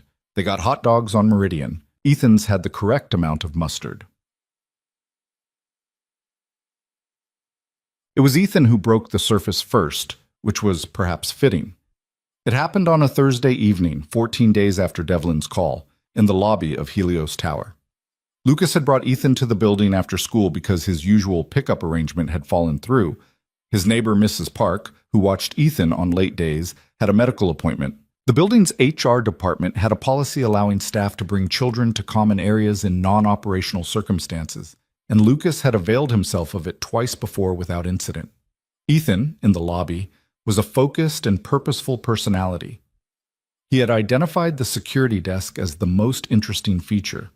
Specifically, the bank of monitors showing feeds from every camera in the building. He had entered into what appeared to be a serious professional consultation with the head of security, a large patient man named Gerald who had discovered that Ethan had thoughtful questions about camera angles and had decided to answer them all. Lucas was replacing a scuff guard on the main entrance door, approximately 20 feet away, when Elena came through the lobby from the elevator bank and stopped. She saw Ethan first. Lucas watched her face from across the room. The particular shift that happened in it, a softness arriving that was different from the softness he usually saw, something quieter and more fundamental. She walked over to the security desk. Gerald, registering her approach, straightened slightly in the way everyone in the building straightened when Elena Cross arrived. Ethan, who had not yet developed the reflex of straightening for authority figures, continued studying the monitor bank. Gerald, Elena said, how's the family? All good, Ms. Cross. This young man has been asking some very sharp questions about our coverage gaps. Elena looked at Ethan. Coverage gaps? Ethan looked up. He was Lucas noted from his position by the door, not shy. Ethan was essentially never shy. He regarded Elena with the frank, direct appraisal of a child who saw the world in the unfiltered way that most adults spent years learning to filter. There's a blind spot, Ethan said. He pointed at one of the monitors. Right there, between camera 4 and camera 7. If someone walked along the east wall in that section, they wouldn't show up on either. Elena looked at the monitor. She was quiet for a moment. You're right, she said. That's accurate. Ethan nodded. My dad says that coverage gaps are important to know about. A pause. Elena's expression did something careful. Your dad sounds like he knows about security. He knows about a lot of things, Ethan said, with the easy authority of someone stating an established fact. He knows about plants and cars and first aid and how to make pasta 17 different ways and how to tell what the weather is going to do without checking a phone. He paused. He also knows about cameras and locks. Another pause, more reflective. He checks the locks a lot. Does he? Elena said. 3 times usually, but he doesn't think I know that. Ethan looked at her. You're the glass lady. Elena blinked. Then very quietly she smiled. That's what you call me? It's because of the building. He studied her with a scientist's lack of self-consciousness. Your hair is different than I drew it. You drew my hair. In the picture, after the drone. He tilted his head. I drew it with loops, but it's more like waves, actually. I'll take waves, she said. Lucas, 20 feet away, had stopped working on the door. He was watching this exchange with an expression that someone who knew him well would have identified as the expression of a man encountering something he hadn't known he was missing until this precise moment. Elena crouched down to Ethan's level, not in the slightly performative way adults sometimes crouch to be at a child's height, but naturally, The way someone does when they genuinely want to be in the same space as the person they're talking to. "Your name is Ethan," she said. "Yes, I'm 6. I'll be 7 in December. December is a good month." "It is," he agreed. "What's your name?" "Elena." He considered this. "That's a good name." Then, with the casual directness that was apparently his default mode, "Are you friends with my dad?" Elena looked up briefly, met Lucas's eyes across the lobby. He was very still, watching, and then looked back at Ethan. "I am," she said. "We have coffee sometimes." "On the roof," Ethan said. Elena paused. "He told you that?"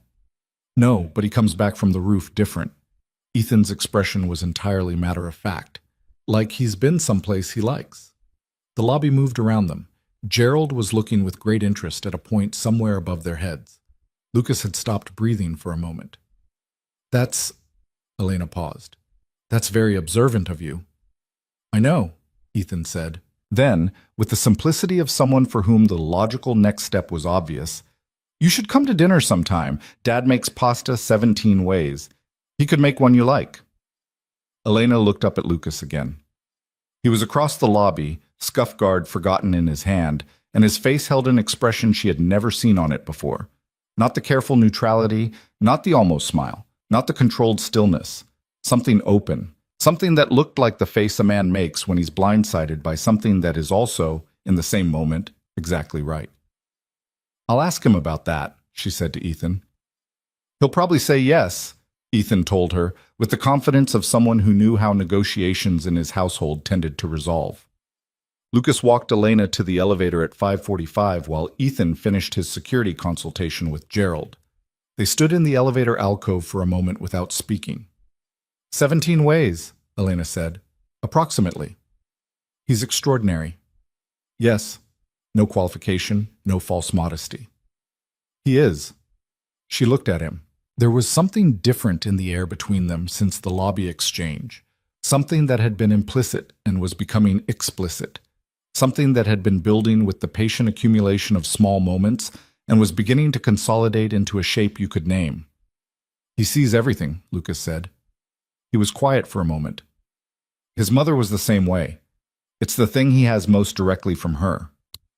He said it without the weight that the subject sometimes carried, evenly, as a fact about Ethan rather than a wound about himself. He's already protecting you, Elena said softly. The comment about the locks.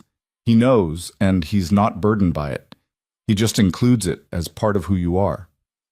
Lucas absorbed this. It was, he realized, exactly right, and the fact that she'd seen it, had looked at a 30-second interaction with a 6-year-old and found the thing that Lucas carried about his son in his chest like a stone he'd never fully been able to set down, did something significant to the last organized section of his defenses.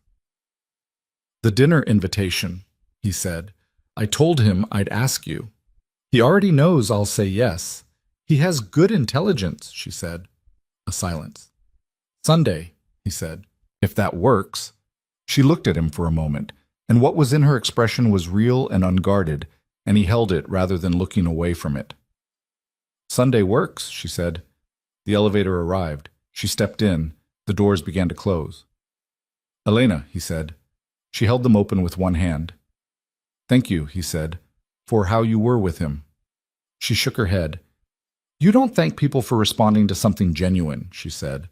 And then the doors closed, and she was gone upward through the building, and Lucas stood in the elevator alcove for a moment with the scuff guard still in his hand and something quiet and extraordinary sitting in his chest. Then Ethan appeared at his elbow. She said yes about dinner, Ethan reported. I heard. I think she'll like the pasta with the lemon, he considered. She seems like a lemon person. What does a lemon person look like? Ethan thought about this seriously. Someone who likes things bright, he said, even when they're a little sharp. Lucas looked at his son. There were moments when Ethan's perceptive faculty produced something that so perfectly named a truth that Lucas had to take a moment to simply absorb the fact of it.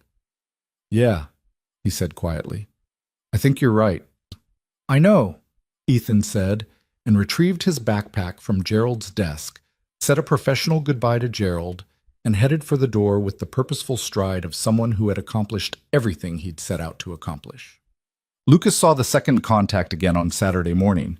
He was at the corner market 2 blocks from the apartment, Ethan in tow with a very specific list of things needed for Sunday dinner, when he clocked the man near the produce section, not the same man as before, which was notable.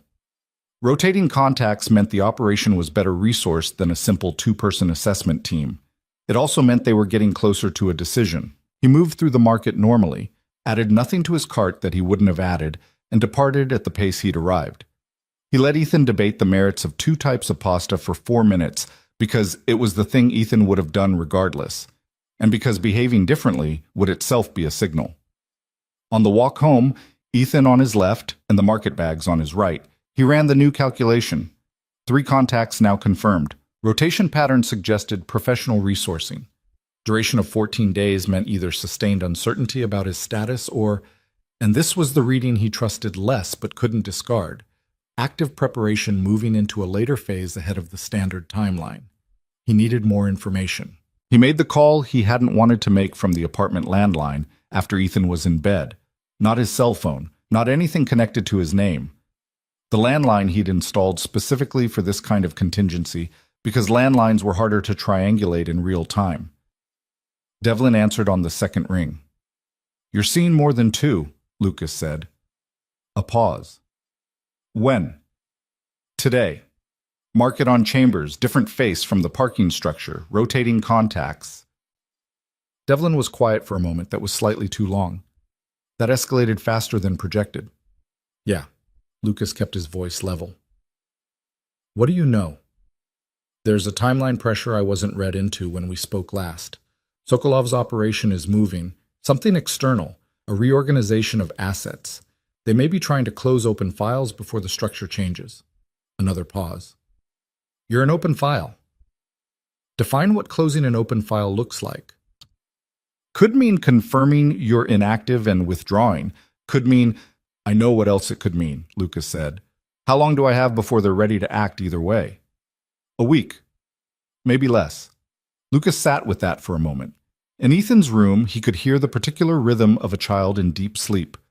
The small, unconscious sounds, the occasional shift of blankets. 7 years old in December, a blue favorite color, strong mustard opinions, a gift for naming true things. "Is there a way to accelerate their determination that I'm inactive?" Lucas said. "Possibly. If the right information reached the right person in Sokolov's assessment chain, something that confirmed you have nothing and are nothing to them. Can you do that?" Another pause. "It would require me putting my name on a communication they'd know came from within a former allied network. They'd know I was protecting someone. I know what I'm asking." Silence. Lucas waited. "The kid," Devlin said finally. Not a question, not exactly a statement. "Yes," Lucas said. A long moment. "I'll make a call tomorrow morning," Devlin said. "No promises, but I'll try to put it in front of someone who can move it up the chain." "What do you need from me?" "Stay visible. Keep your patterns exactly as they are. Do not give them anything that reads as preparation. No pattern change, no early exits, nothing. They need to read you as entirely what you appear to be." "I know the protocol," Lucas said. "I know you know it." A pause. "You have a reason to stay visible?" Lucas thought about Sunday dinner, about pasta with lemon, about a woman who moved through a room like presence was a choice and who had asked, when she learned about Sokolov's people, about Ethan first. "Yeah," he said. "I have a reason." "Good," Devlin said. "Hold on to it. Those are useful." The call ended. Lucas sat in the kitchen for a moment, then stood, checked the locks 3 times, as was the ritual, reviewed the hallway camera, and went to bed. He slept poorly, but he slept, which was itself a kind of discipline. Ditet. Sunday dinner arrived with the particular anxiety-adjacent energy of first times, or what passed for first times, given that Elena had been in the apartment's orbit for months now without ever having been inside it. She arrived at 6 with a bottle of wine she'd clearly chosen carefully and a small yellow toy truck she'd purchased without announcing she would, and when Ethan opened the door and saw the truck, his face went through 5 expressions in approximately 1 second. "That's a loader," he said. I was told loaders were important, she said. They're the second most important after excavators. He took it with careful reverence. How did you know? Your dad may have mentioned something about wheels. Ethan looked at his father with an expression that was equal parts appreciation and mild accusation.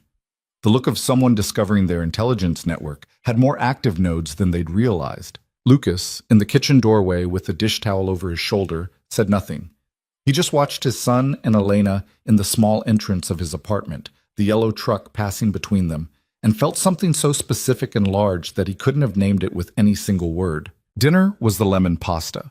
Ethan had been correct. She was a lemon person. She ate 2 full servings and praised it with the unguarded sincerity of someone who genuinely hadn't expected it to be that good, which Lucas found disproportionately satisfying. Ethan dominated the dinner conversation with a thoroughness that under other circumstances might have been exhausting, and under these circumstances was the exact right thing, because it filled the space with warmth and reality and the specific ungovernable life of a child who didn't know there was anything to be nervous about.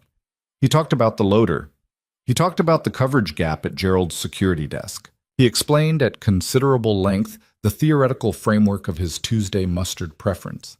He asked Elena whether she had ever seen an excavator in person, and when she said yes, once, on a construction site near her office, he demanded a full account with the intensity of a prosecuting attorney. Elena gave the full account. She did not condescend, did not simplify, did not make the mistake of treating a 6-year-old's fierce curiosity as anything less than what it was, a genuine and formidable intelligence, encountering the world with everything it had. Lucas sat at the head of his small kitchen table and watched the two of them and thought, this is the thing I almost talked myself out of. After dinner, Ethan showed Elena his drawings. Not the old ones, the new ones, the ones he'd been making since the lobby incident, the expanding visual universe of his imagination. Buildings and trucks and people, rendered in crayon with the confident line of someone who drew because he needed to and not because he'd been told it was a good skill to develop. He narrated each one with the same earnest authority he gave to everything. This one is the roof, he said, holding up a drawing of 2 stick figures beside a row of green rectangles. The planters, Lucas recognized. That's you, he said, pointing at the taller figure. He pointed at the other. That's Miss Elena. Elena looked at the drawing for a moment. She said very quietly, you put us both on the roof. That's where you both go, Ethan said, with the pragmatic clarity of someone describing an obvious truth. Then, apparently satisfied with the tour, he gathered his drawings and announced it was time for the loader to begin its inaugural mission and disappeared into the living room. The kitchen was quiet. Elena looked at Lucas. Lucas looked at Elena. The apartment settled around them, the small sounds of a Sunday evening in a city that didn't know and didn't care what was happening inside these particular walls. He put us both on the roof, she said again softly. He notices things, Lucas said. He notices the right things. She paused. So do you. He held her gaze. Everything Devlin had told him was in the room with them. The surveillance, the timeline, the week or less, the open file. And it sat alongside this, alongside the lemon pasta and the yellow loader and 2 stick figures on a rooftop. And he understood, with the absolute clarity that came sometimes in the spaces between fear and action, that the life he had built in these 14 months was not just a protected space for Ethan. It had become, without his fully noticing, a life he wanted. Whatever happens this week, he said carefully, I need you to know. Lucas. Her voice was steady. Let me finish. She waited. I need you to know that the gesture, the same small gesture, is the realest thing I've let myself have in a long time, and I don't have a clean way to offer it to you, and I can't promise the complications resolve neatly, and I understand if that changes your— It doesn't, she said. He stopped. It doesn't change anything, she said. I told you I'm not going anywhere. I meant it when there was less at stake. I mean it more now. She paused. You've been preparing for the moment I decide this is too complicated. I need you to stop preparing for that, because it's not going to happen. He was quiet for a long moment. From the living room came the sounds of the loader's inaugural mission, narrated in a running commentary by Ethan, who apparently felt that important engineering operations deserved live coverage. Okay, Lucas said. Okay, she said back. And it was the same word they'd been giving each other since the first rooftop conversation, the same word that had become, between them, its own kind of promise. Not a declaration, not an arrival, but a direction. A commitment to keep walking the same way. He cleared the dinner plates. She helped without being asked. They worked in his kitchen together with the ease of people who had already established, without discussing it, where things went and how space was shared. It felt, Lucas thought, like something that had always been here, like something he'd been walking toward for longer than he knew. Monday arrived the way the worst weeks always began. Quietly, ordinarily, with nothing in the air to suggest that the ground was about to shift. Lucas was at the building by 6:50, earlier than his scheduled start, because he had not slept well and lying in bed with his eyes open had begun to feel less restful than being upright and moving. He ran his morning routes with the mechanical thoroughness that had sustained him through far worse periods than this. Third floor lighting check, seventh floor door hardware, lobby scuff guards. The slow, methodical rhythm of a man whose hands knew the work well enough to do it without requiring the rest of him. The rest of him was running the calculation. Devlin had said a week, maybe less. That had been Saturday night. Today was Monday. The surveillance contacts had been in position for 17 days. By the standard operational logic Lucas had spent years learning, the assessment phase was either concluding or had already concluded, and what came next was a decision, withdrawal or escalation. The absence of any new contact over the weekend could be read as de-escalation. It could equally be read as the pause before a move. He had not been able to determine which, and the inability to determine it sat behind his sternum like a stone. He kept his patterns exact. He pushed the cart. He changed the bulb on 3. He fixed the hinge on 7. He did not check his phone more than he normally would have. At 9:15 he was on the rooftop, servicing the irrigation line that always needed something at this time of year, when his phone buzzed in his pocket with a number he didn't recognize. He answered it in the way he answered unknown numbers. No name, no greeting, just silence on his end, waiting. "They're pulling back," Devlin's voice. Different number, which meant he'd been careful about this call in a way he hadn't been careful about the previous ones. Lucas kept his hands on the irrigation fitting. "Confirmed? I got the information to the right person in the assessment chain. Took 2 calls I can't take back, but it landed. They've reclassified your status. Inactive. No operational value. No outstanding exposure. You've been taken off the board." The stone behind his sternum didn't disappear, but its character changed, from dread to something more like the aftermath of held breath, the body's slow recalibration when the threat it has been braced for fails to arrive. "When does the pullback complete?" 24 to 48 hours. The contacts you've been tracking will be gone by Wednesday at the latest. Just a pause. "I'd give it a week before I called it clean, but the decision's been made." "What did those 2 calls cost you?" Silence for a moment. "Nothing I wasn't ready to spend." Lucas absorbed this. "Devlin." "Don't," Devlin said in the tone of someone preemptively refusing gratitude they find uncomfortable. "The kid's going to be 7 in December. Buy him something with wheels." "He already has more wheels than the city infrastructure." "Then buy him more." Another pause. "You've got a good life there, Hale. Keep it." The call ended. Lucas stood on the rooftop in the October air and felt the week's accumulated tension move through him and begin, slowly, to release. Not entirely. Not yet, and not until Wednesday confirmed what Devlin had said, and not fully for the week after that, because his training had built caution into him at a cellular level, and it would not simply switch off because a threat had been reclassified. But the acute edge of it softened, and in the space that opened up, other things came back into focus. Ethan's face at the dinner table, narrating the loader's mission. Elena's hands stacking plates in his kitchen without being asked. The stick figures on the rooftop. He finished the irrigation work and went back inside and did not tell anyone what he just learned, because there was one person he wanted to tell, and he wanted to do it properly. He found Elena at her office on the 44th floor at 11 o'clock, which was unusual. He rarely went to her floor unless there was a specific maintenance task, and they had a mutual unspoken understanding that their connection, whatever it was, existed in the in-between spaces of the building rather than in the architecture of her professional life. Her assistant, A young man named Theo, who had learned over the past several months to recognize Lucas without obvious surprise at his presence on a floor his badge technically didn't require him to be on, waved him through without comment. He knocked on the open door.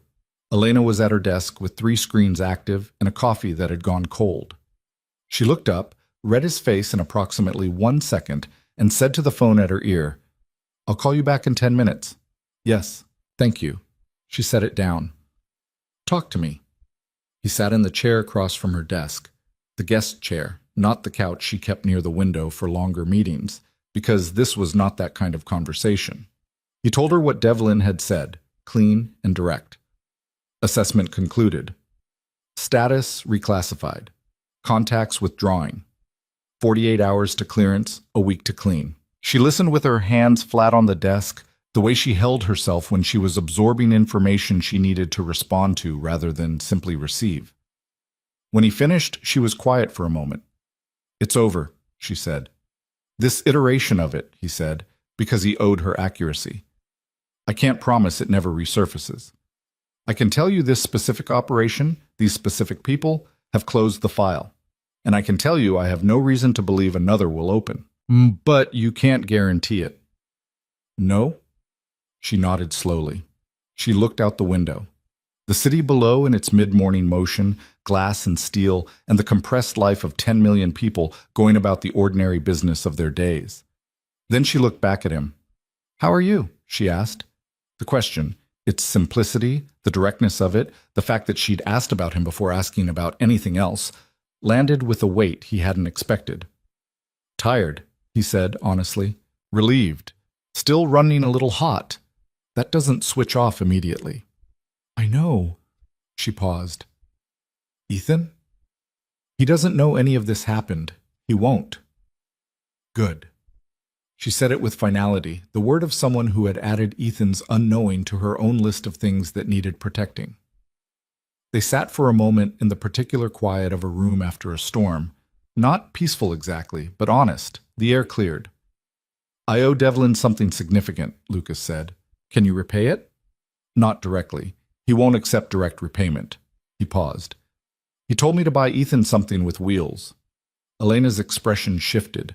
Not quite a smile, but something adjacent to it, something warm. "He sounds like someone who cares more than he lets on." "Most people from that world do." Lucas looked at his hands. "It's one of the things no one tells you about it. You think it's going to make you colder. It does, for a while. And then you meet the people who've been doing it for 20 years and you realize they feel everything. They've just had to build somewhere else to put it." She was quiet for a moment, looking at him. "What?" he said. "I'm just—" She paused, choosing her words with care. "I'm still learning the full shape of you. And every time I think I have the outline, there's more." He held her gaze. "Is that a problem?" "No," she said. "It's the opposite."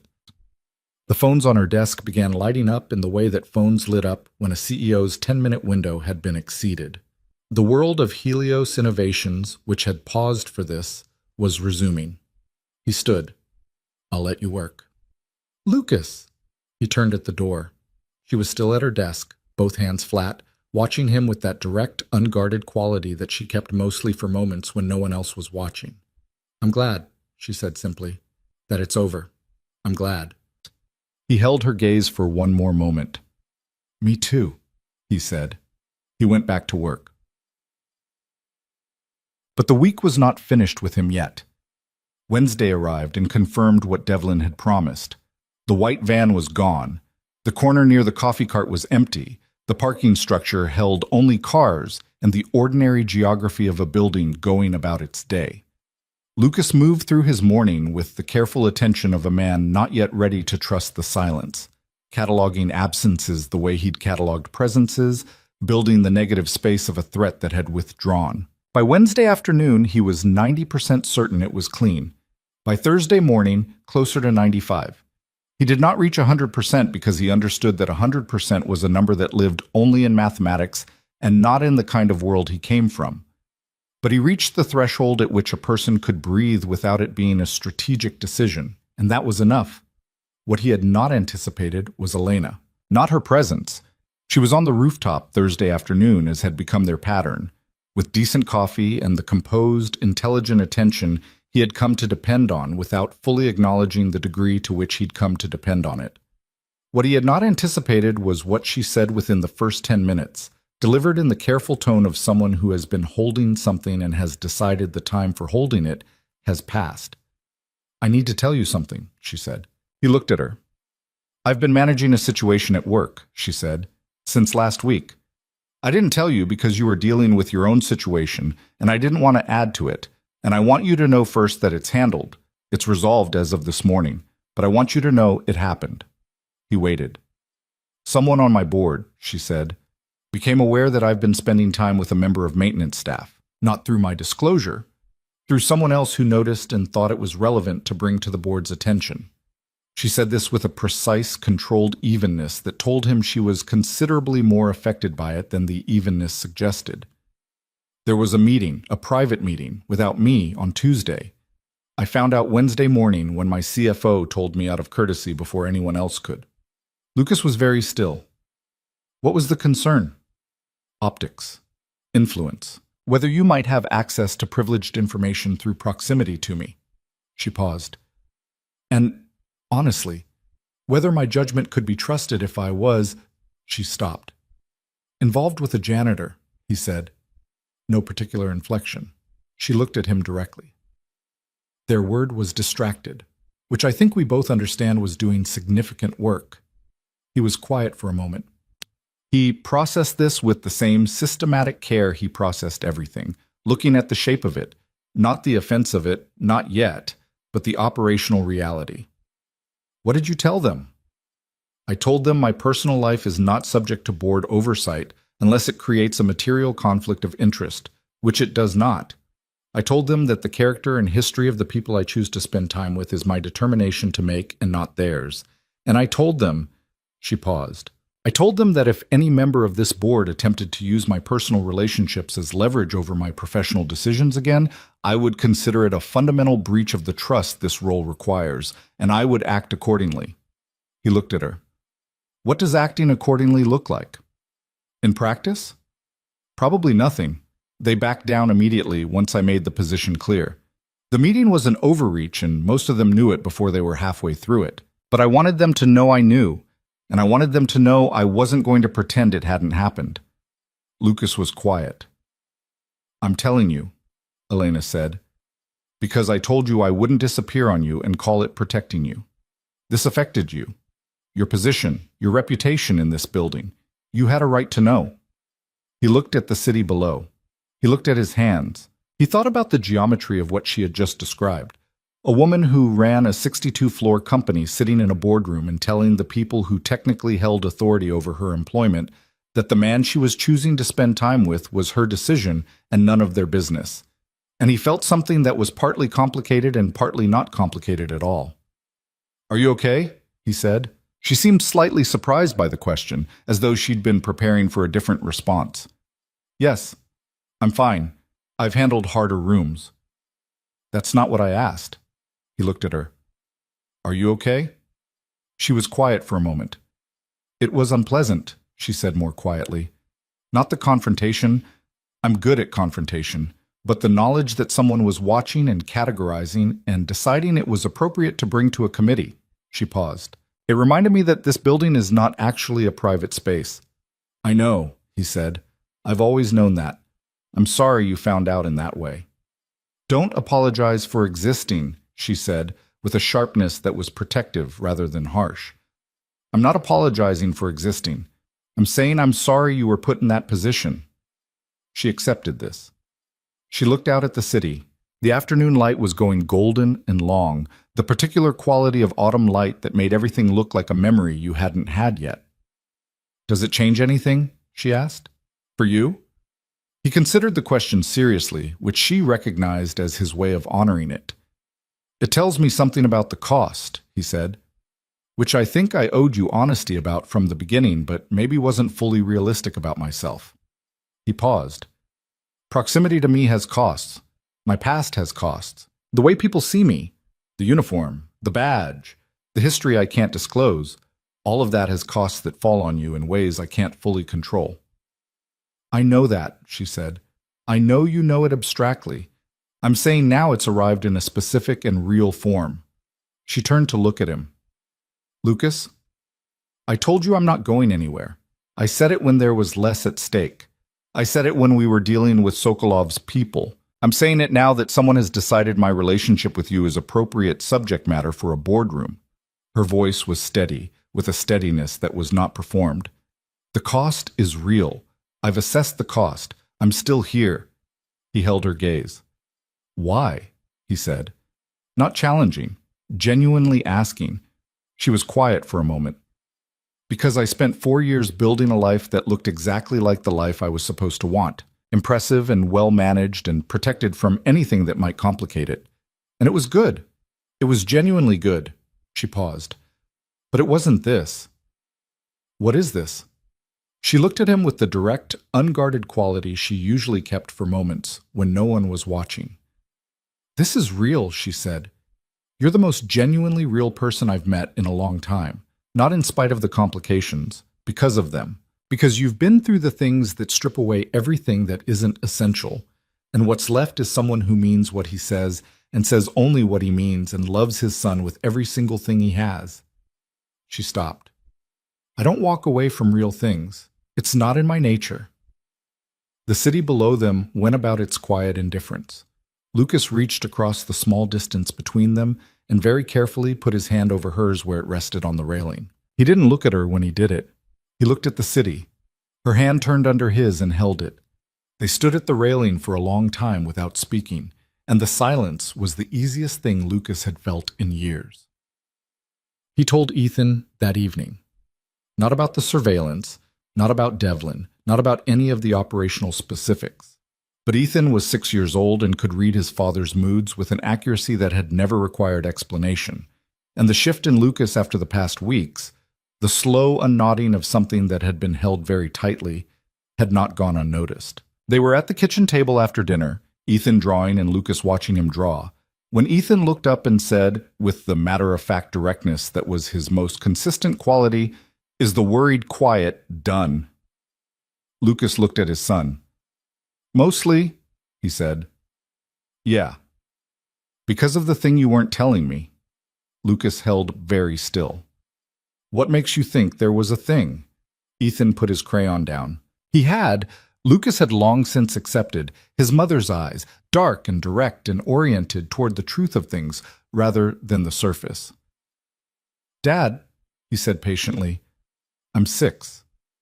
I'm not a baby." "I know you're not a baby." So, Lucas looked at his son for a moment. He thought about what it meant to raise an honest person, whether it was possible to build honesty in someone else if you withheld the framework of it from them. He thought about the promise he'd made to himself the night Ethan was born, about what kind of life and what kind of person he was going to be in the building of that life. There were some people, he said carefully, who were interested in finding out about things from before you were born. Ethan considered this. Bad people? Not exactly bad. People with interests that weren't compatible with ours. Did they go away? Yes, they decided we weren't relevant to them. Ethan thought about this with his drawing face on, the focused, inward expression of someone processing. Were you scared? I was vigilant, Lucas said. That's the same as scared but more organized, Ethan said. Lucas looked at the ceiling. Yes, that's accurate. It's okay to be scared. He picked his crayon back up. Miss Okafor says that a lot. Miss Okafor is very wise. She also says the important thing is what you do while you're scared. He resumed drawing without looking up. What did you do? I kept our patterns normal. I got information from someone I trust. I waited. And we stayed? And we stayed. Ethan nodded, apparently satisfied. Good, he said, and his crayon moved across the paper with the confidence of someone who had asked the question he needed to ask and received the answer that confirmed what he'd already believed. I like it here. Lucas looked at his son. Yeah, he said softly. Me too. Because of Miss Elena? Among other reasons. Ethan looked up with a slight smile, a smile that Lucas recognized with a jolt because it was his mother's smile, appearing sometimes on this face that was mostly Lucas's, arriving without warning and leaving a quality of light in its wake. "She's going to be around more now," Ethan said. It wasn't a question. "If that's okay with you." The smile widened. "I need someone to teach the pasta lemon recipe to so you don't have to make it every time." "That's your criteria?" "I have high standards." He looked back at his drawing. "Also, she was right about the waves. I'm fixing the drawing." Lucas watched his son make careful corrections to a crayon portrait of a woman with wave loop hair standing beside two stick figures on a rooftop. He felt the particular compound thing, the love, the weight, the fear, and underneath it all, the bedrock. But tonight the proportions were different. Tonight the bedrock was closer to the surface than it had been in a long time. "Dad," Ethan said. "Yeah. Do you love her?" The kitchen was quiet.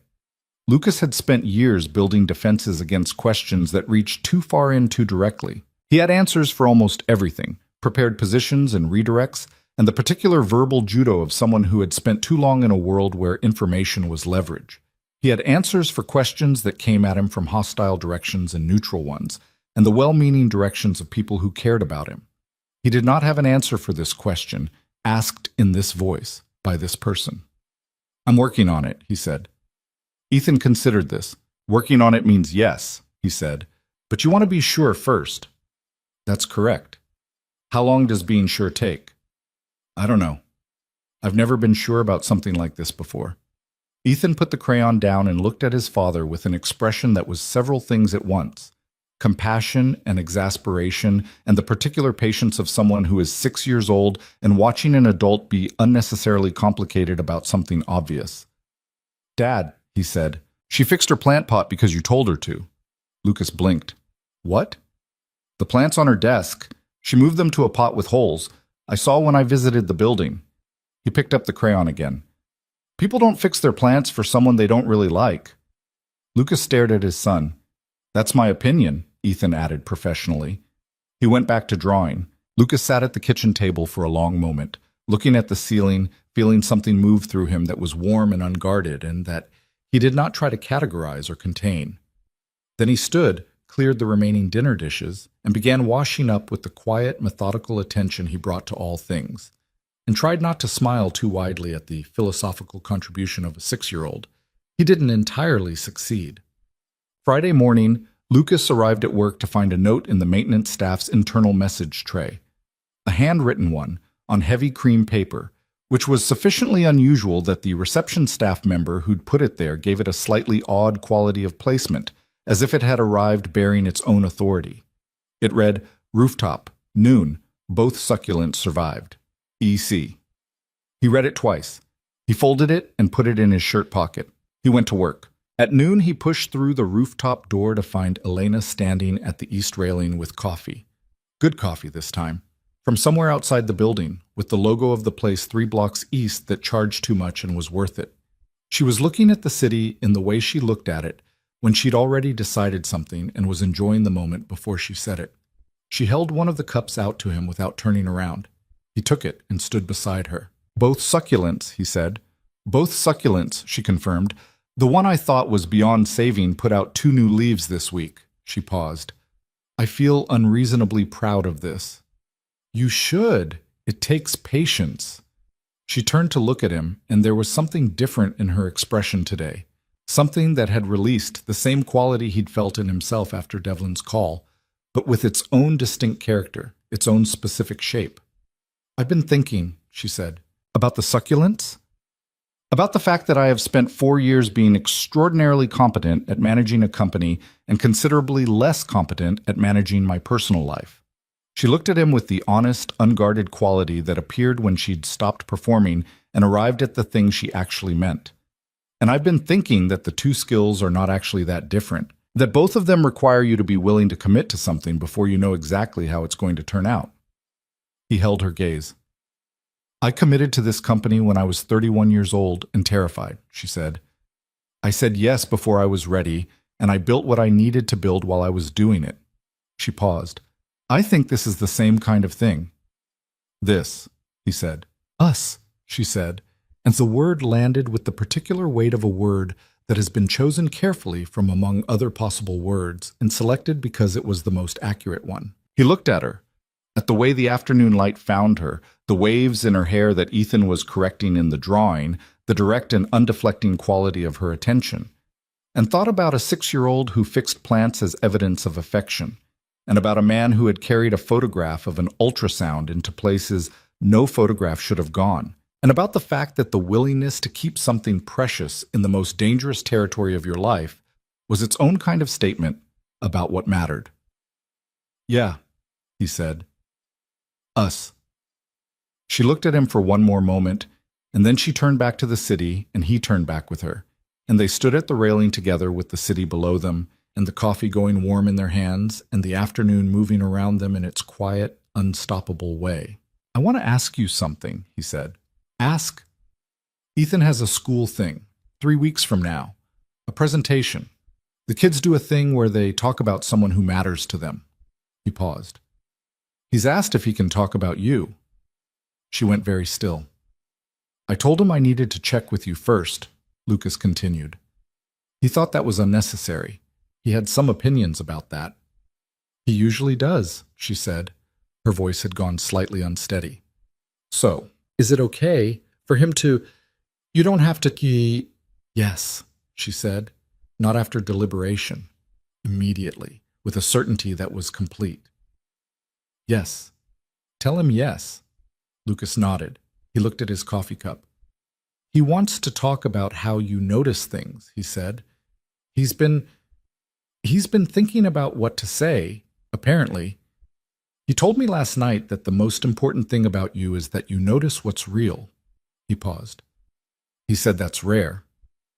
Elena was quiet for a long moment. "He's right," she said very softly. "And so is he." They stood at the railing. Below them the city moved in its endless, indifferent life. A million separate stories intersecting and diverging in the dense geography of glass and steel and sidewalk. Among those stories, 2 people stood on a rooftop with coffee in the afternoon light, and neither of them said the important word yet, because neither of them needed to. The direction was clear. The direction had been clear for a long time. That evening, Lucas collected Ethan from school, and they walked home the long way. Through the park, past the hot dog cart on Meridian, through the block where the construction was ongoing and the excavators sat idle in the dusk, waiting for tomorrow. Ethan provided a running assessment of the equipment. Lucas listened. At the corner near their building, Ethan looked up at his father with his mother's eyes and his own particular expression, the one that meant he was going to say something true. "She said yes," Ethan said. It wasn't a question.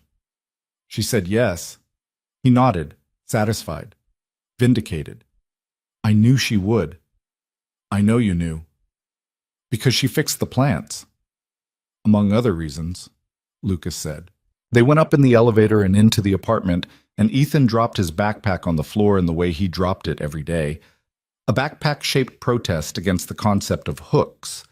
And Lucas picked it up and hung it on the hook, and they went into the kitchen and began the Friday ritual of pasta and the specific negotiation of which of the 17 variations the evening required.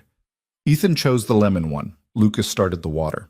Outside, the city did what cities do, breathing and grinding and glittering in its nighttime skin, entirely unaware of the small and enormous things happening inside the ordinary walls of the lives it contained.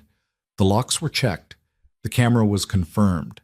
The bag in the closet sat where it had always sat, undisturbed, needed less now than it had been before. And in the kitchen of a small apartment in the Helios district, a man who had once fought silent wars in places no one would acknowledge made pasta with the precision of someone who understood that the most important things required the same quality of attention as the most dangerous ones, and waited for the lemon to do what it always did, which was to make everything it touched both sharp and bright at once.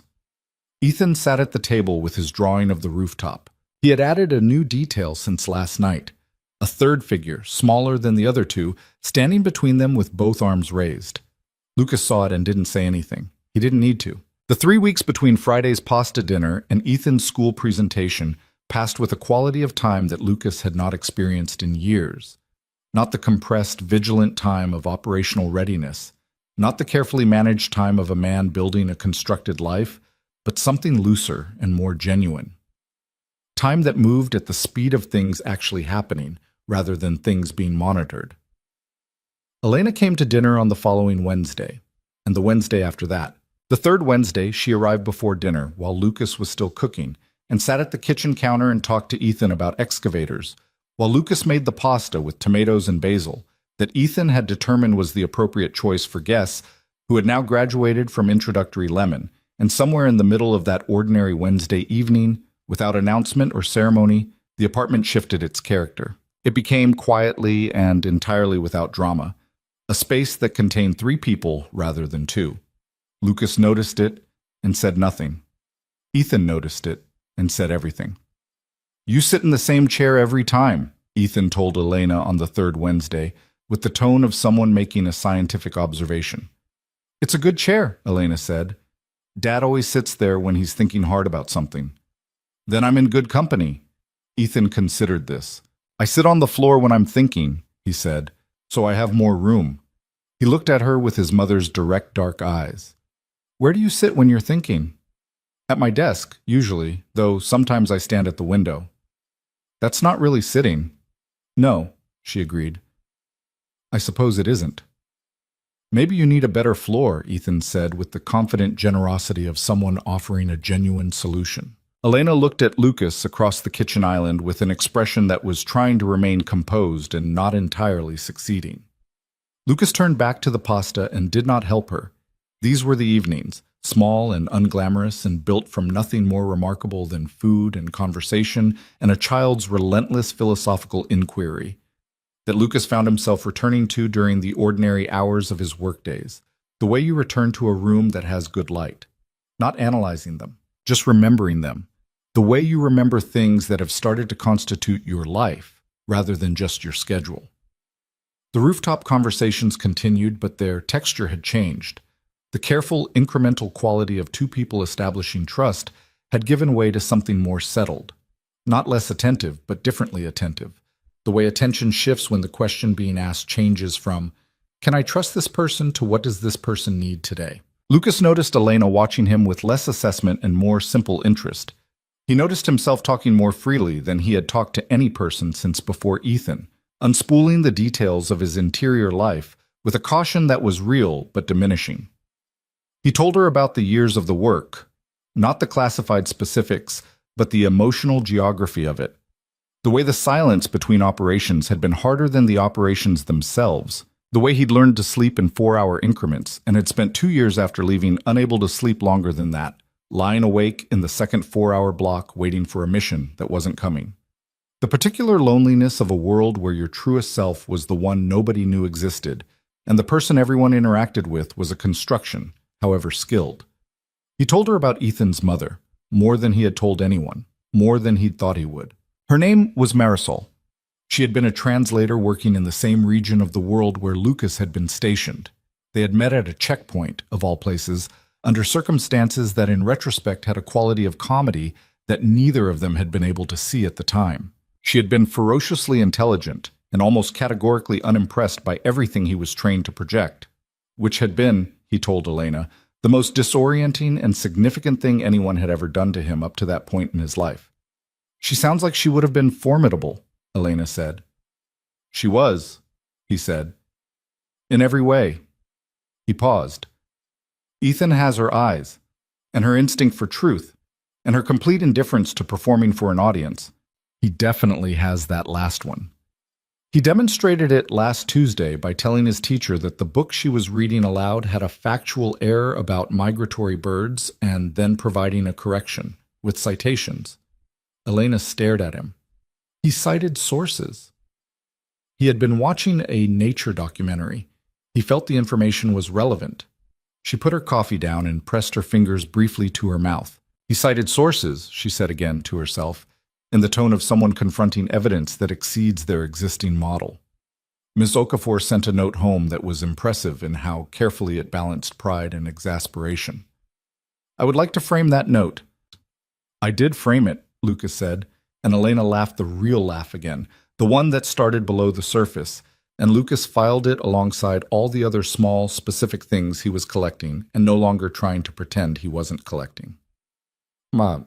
The day of Ethan's school presentation was a Thursday in early November, and the city had decided to mark the occasion by delivering the first genuinely cold morning of the season.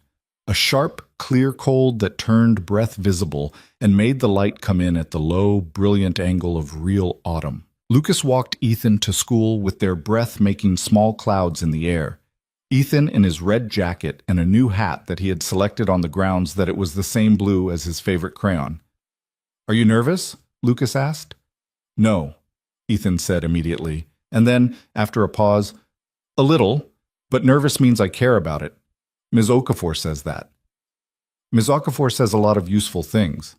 She's very experienced," Ethan said. Then, "Is Miss Elena coming?" "She has a meeting that ends at 11:30. She's going to try to come for part of it." Ethan processed this. "Tell her my part is in the middle."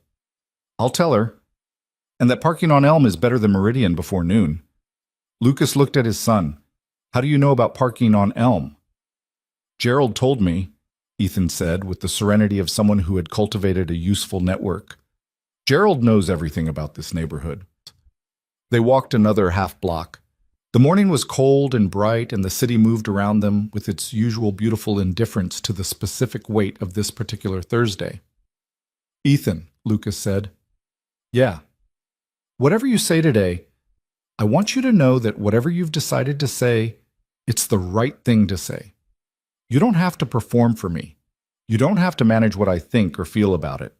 Ethan looked up at his father with his mother's eyes, calm and direct. "I know," he said. "You always tell me the truth, so I always tell you the truth." He looked back at the sidewalk ahead of them. "It's easier that way." Lucas held on to that for the rest of the walk, but the presentations happened in the school's small assembly room.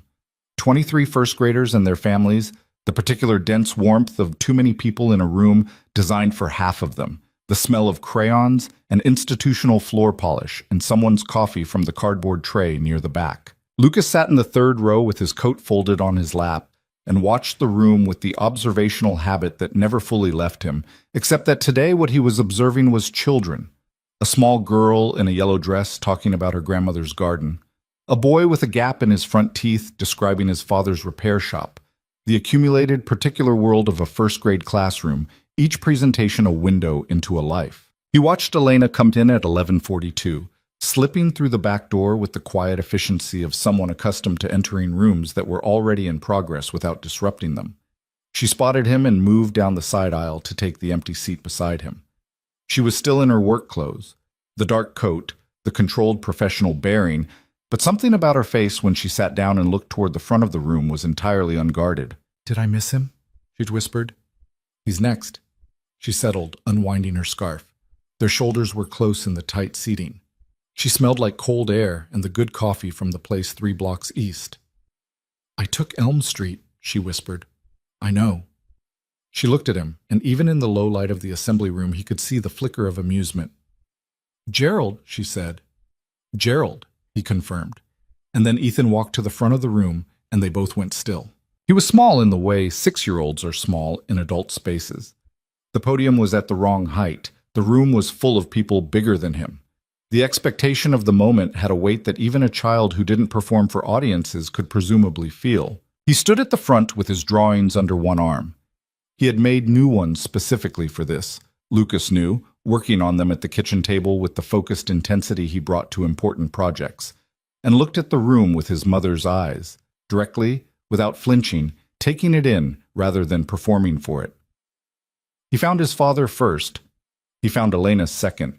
Something in his expression settled at both of those findings, not dramatically, just the small recalibration of someone who has confirmed that the things that matter are where they should be. He put his drawings on the little ledge of the podium. He looked at the room. "The person I want to talk about," he said, in his clear, carrying voice that Ms. Okafor had told Lucas was remarkable for a first grader, "is Miss Elena. She works in the building where my dad works. She runs the whole building. She's the boss of everybody in it." A small ripple of interest through the parent section.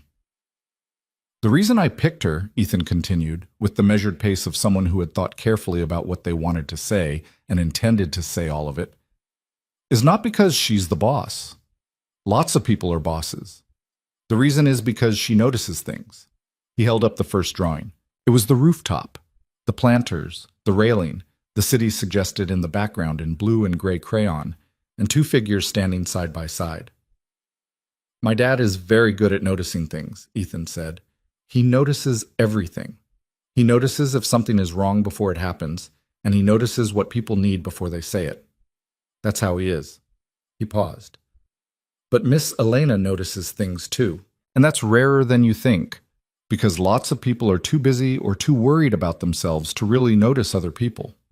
Lucas was looking at his son and not at Elena, but he was aware of Elena beside him with a peripheral precision that had nothing to do with training and everything to do with the fact of her. She noticed my dad, Ethan said simply, when he did the thing with the drone. He held up the second drawing, the lobby, the crowd, a small figure in a red jacket, a larger figure mid-slide across the pavement. Everyone saw it, but she was the only one who really looked at it. She wanted to understand what she saw. He set the drawing down. And then she kept noticing him, even when it would have been easier not to. A woman in the second row pressed her hand briefly to her heart. Lucas was very still. She also fixed her plants because my dad told her how, Ethan added, in a slightly more practical register. Which I think is important because it means she listens. A small laugh moved through the room. Ethan acknowledged it with the slight nod of someone who had made a deliberate point and was pleased it had landed. The thing about Miss Elena, he said, returning to the center of what he wanted to say, is that she sees the real thing about people and not just the surface thing. My dad says that's a rare skill. I think it's also a kind thing, because a lot of people have real things about them that they don't show to everyone. And if nobody ever sees those real things, then it's like they're carrying them alone. He paused. Miss Elena doesn't let people carry things alone if she can help it. He held up the third drawing. It was the one Lucas had seen on the kitchen table, the rooftop, the two figures, the smaller third figure between them with both arms raised. He had refined it since then, adding detail with the careful hand of someone who understood that important things deserve the full quality of your attention. The glass tower in the background, the planters in green, three figures close together in the cold, bright air. I drew us on the roof, Ethan said, because that's where they go. That's where they talk about the real things. He looked at the drawing for a moment with the expression of an artist assessing his own work. I put myself in the middle because that's where I am. He looked at the room. Not because I'm the most important one, but because that's how families work. Everyone has a place, and everyone holds the middle for someone. The room was very quiet. Ethan put the drawing down. He looked at his father. He looked at Elena. Then he looked at the room with the composed, unperforming directness that was his most fundamental quality. That's what I wanted to say, he said. Afterward, in the school hallway, the organized chaos of a presentation day winding down, children running, parents collecting coats and drawings, the smell of crayons intensifying as doors opened. Lucas stood near the lockers and did not trust himself to speak for approximately 45 seconds. Elena found him there. She didn't say anything either, for a moment. She stood beside him in the hallway with the noise of the school around them and her coat half unbuttoned from the warmth of the assembly room, and she looked at him with an expression that was the most open he had ever seen on her face. Stripped of the CEO composure, stripped of the careful management, just the face of a person who has received something they didn't know they needed until the moment it arrived. He said that, Lucas said finally, meaning all of it, the whole 3 minutes. He said that, Elena confirmed, her voice slightly unsteady in a way he had never heard before. I didn't. He stopped, started again. He prepared it without telling me. He showed me the drawings but not the words. I know, you would have told me. I would have tried to manage it, prepare you. I'm glad you couldn't. She looked at him. I'm glad it arrived the way it arrived. He understood what she meant, unmediated, unprepared for, the truth of a 6-year-old delivered without the layer of adult management that would have softened it into something smaller than it was. Ethan appeared at Lucas's elbow, still carrying his drawings with great care. He looked at Elena with his assessment face. You cried a little, he he said. I did not cry, Elena said. Your eyes were shiny. It was the lighting.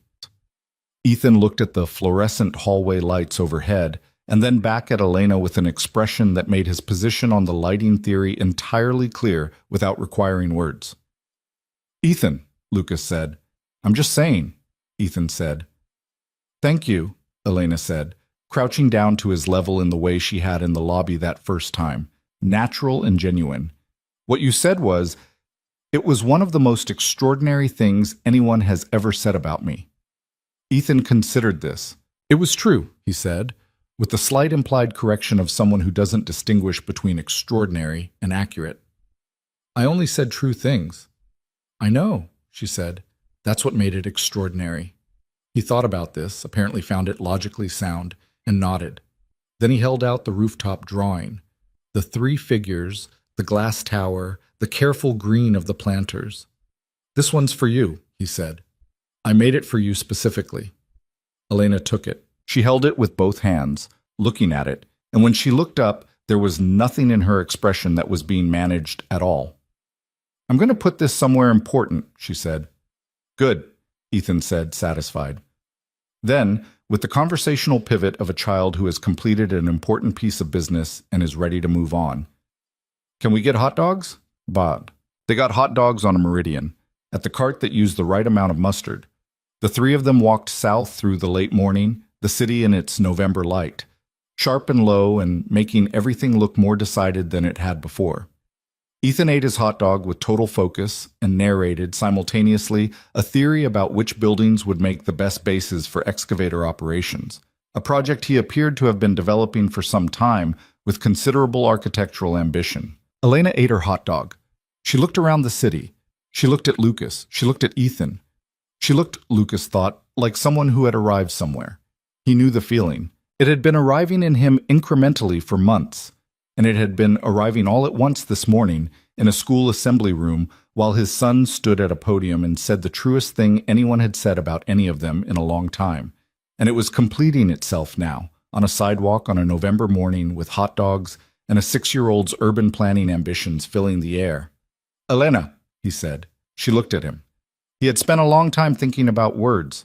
He was a man who used them carefully, who had spent years in a profession where words were either weapons or waste, and rarely anything in between, and who had, in building his new life, discovered that they could be something else entirely, that they could be honest, and that honesty was not weakness but the specific form of courage that cost the most and mattered the most.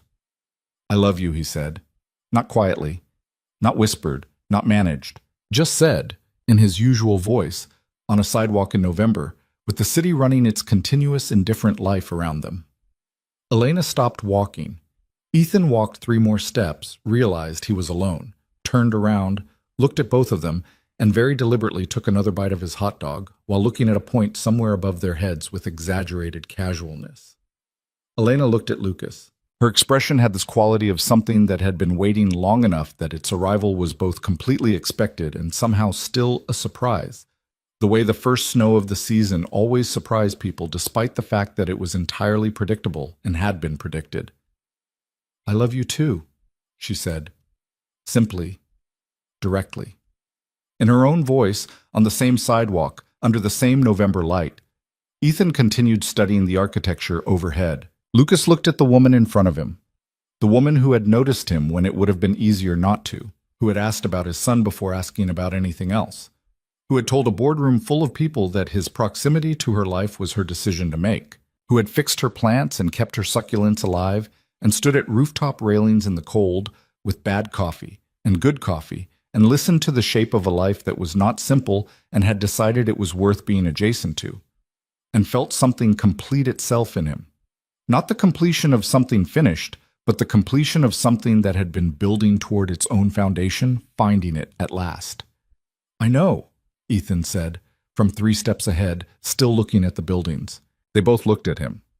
I've known for a long time, he said, and took another bite of his hot dog with the composure of a person delivering a long-anticipated verdict. I told you about the plants. He resumed walking. Lucas looked at Elena. Elena looked at Lucas. Something passed between them that was too specific and too genuine for any single word to carry. The recognition of two people who have arrived somewhere they didn't fully plan for and find, upon arrival, that it is exactly right. They followed Ethan down the sidewalk. The weeks that came after had a texture that Lucas turned over in his hand sometimes. In the quiet moments between tasks, trying to understand what exactly had changed, and finding that the change was not locatable in any single thing, but was distributed across everything like light in a room. You couldn't point to the sun, but you could see clearly. He still checked the locks 3 times. He probably always would. Some habits were built at a depth that redecoration couldn't reach, and he had made peace with this as a feature of himself rather than a flaw. Ethan had stopped counting the checks and started participating, calling out 1 and 2 and 3 from wherever he was in the apartment, which had turned a ritual of vigilance into something warmer without making it less real. Lucas found this to be characteristic of his son, exactly the right solution to a problem that hadn't required solving, only accepting. The hall closet still held its bag. He had updated it twice in the past month. Current maps, refreshed supplies, the things that needed refreshing. He did not remove it, because removing it would have been a performance of security rather than the thing itself, and Lucas Hale had stopped performing things years ago. The bag was there because the world was the world, and the world being the world did not mean that his life could not also be good. Both things were true. He had spent a long time believing they were mutually exclusive. He no longer did. Devlin sent a message in mid-November, not a call, a written message through the channels they'd established, brief and operationally clean, file closed at the source, reorganization complete. Your status has been removed from all active documentation. Consider yourself archived. And then below the operational content, in the same precise shorthand they'd always used, "Kid have a good birthday?" Lucas had written back, "Not yet, December. He wants an excavator." The response came 4 hours later. "Real or toy? Both, if I'm reading him correctly." Reading him correctly, Devlin wrote, and nothing else, which was, Lucas had decided, as close to warmth as Devlin's particular architecture allowed, and he had accepted it in the spirit it was offered. Elena rearranged her schedule on the 3rd Thursday of November so that she finished work at 4 instead of 7. She showed up at Ethan's school with Lucas for the parent-teacher conference that he'd mentioned in passing 2 weeks earlier, and if Ms. Okafor was surprised to see the CEO of Helios Innovations sitting in a small chair in her first-grade classroom asking thoughtful questions about Ethan's reading development, she was professional enough not to show it for more than a moment. Ethan, when told afterward, said, "Good. I wanted her to hear about the bird correction." "She's aware of the bird correction," Lucas said. "It's important that she knows I was right." "Ms. Okafor told her you were right," Elena said. Ethan looked satisfied. "Ms. Okafor is experienced," he confirmed. The rooftop remained theirs. Through November's cold and December's colder, they came there with good coffee and the particular quality of attention that each of them brought to things that mattered. And they talked about the things that people talked about when they had decided to build something together. Not the landmark conversations, not the declared moments, but the texture of it, the accumulating ordinary detail. What Ethan had decided about blue versus green as a superior color, and why the answer had recently shifted to green because of excavators. What Elena's board had said in the meeting immediately following the one where she'd told them to mind their business. What Lucas thought about in the hour after Ethan was asleep, when the apartment was quiet, and the city made its low sound outside the window. He told her he thought about her. She told him she'd been thinking about making a change. He looked at her. "Not leaving," she said immediately, reading his face. "Not anything like that." She paused. "The company runs. It runs well. I built a good team, and the team does good work, and my presence in every meeting of every day it's a habit more than a necessity at this point." She looked at the city. "I've been thinking about what I would build if I weren't building for the company, what problem I would try to solve." "What problem would you try to solve?" She was quiet for a moment. "There are buildings in this city, a lot of buildings, not just this one, where the people who maintain them, who keep them running, are essentially invisible to the people who benefit from that work. Not through malice, usually, through inattention." She paused. "I've been thinking about what a company would look like that didn't do that. that built the infrastructure recognition into the structure from the beginning. She looked at him. I don't know what that looks like yet. I'm still at the thinking stage. He looked at her. You want to build something new. I want to build something real, she said. He was quiet for a moment, feeling the familiar compound of recognition. The way she articulated things he had only felt as a pressure, unnamed and unlocatable. The reason he had stayed at this job for 14 months wasn't the pay or the proximity or any strategic consideration. It was that the work was honest and the result was visible, and at the end of every day, something was genuinely better than it had been at the beginning. When you're ready to start thinking out loud about it, he said, I want to be in that conversation. She looked at him with the direct, unguarded expression. Yeah? I know buildings, he said, and I know what gets missed when people aren't paying attention. You know everything about what gets missed when people aren't paying attention, she said, and there was a warmth in it that was not irony. He held her gaze. We'd be good at it, he said, together. She was quiet for a moment, absorbing the together, the word doing its specific and significant work. We would, she said. Yeah. December arrived, and with it the particular energy of a child approaching a birthday, with the complete conviction that the event warranted global recognition. Ethan turned 7 on the 14th, and the occasion was marked by a dinner at the apartment with the specific pasta he designated as birthday pasta, not the lemon one, which was for Elena, and not the tomato basil one, which was for guests, but the one with the slow-cooked sauce that Lucas made only on occasions of formal significance, and which Ethan referred to as the serious pasta in a tone that foreclosed all debate. Elena brought the excavator. It was a good one. The kind that came in a box large enough that Ethan, upon seeing it, stood completely still for 4 full seconds, which was an eternity in his operating tempo. Then he looked at Elena with an expression that contained, in approximately equal measure, joy and the very serious business of assessing whether the model lived up to specification. This is a 336 series, he said. I was told that was important. Who told you? Gerald. Ethan nodded slowly, the nod of someone recognizing that an intelligence network had been properly utilized. Gerald knows his equipment, he allowed. He's experienced, Elena said, and Ethan looked at her with an expression of such pure delight at hearing his own word returned to him that Lucas had to look at the ceiling. They ate the serious pasta at the small kitchen table, which was not quite large enough for 3 people when one of them was operating at the energy level that a birthday and a 336 series excavator combined could produce in a 7-year-old, but which managed the occasion with the minor chaos that Lucas had come to understand was not the enemy of warmth, but its most reliable companion. After dinner, Ethan deployed the excavator on the living room floor with the purposefulness of a field commander executing a long-considered plan. Lucas and Elena sat on the couch with coffee, close enough that their shoulders touched, and watched. He's building something, Elena said, watching the systematic movement of the excavator across the floor. He's always building something, Lucas said. What's the project? She called to Ethan. Ethan looked up. Infrastructure, he said, as if this were obvious. You have to have the infrastructure before you can build the buildings. He went back to work. Elena looked at Lucas. Lucas looked at Elena. He's your son, she said. He is. He just used the word infrastructure on his 7th birthday while operating an excavator. He's been thinking about urban planning for several weeks.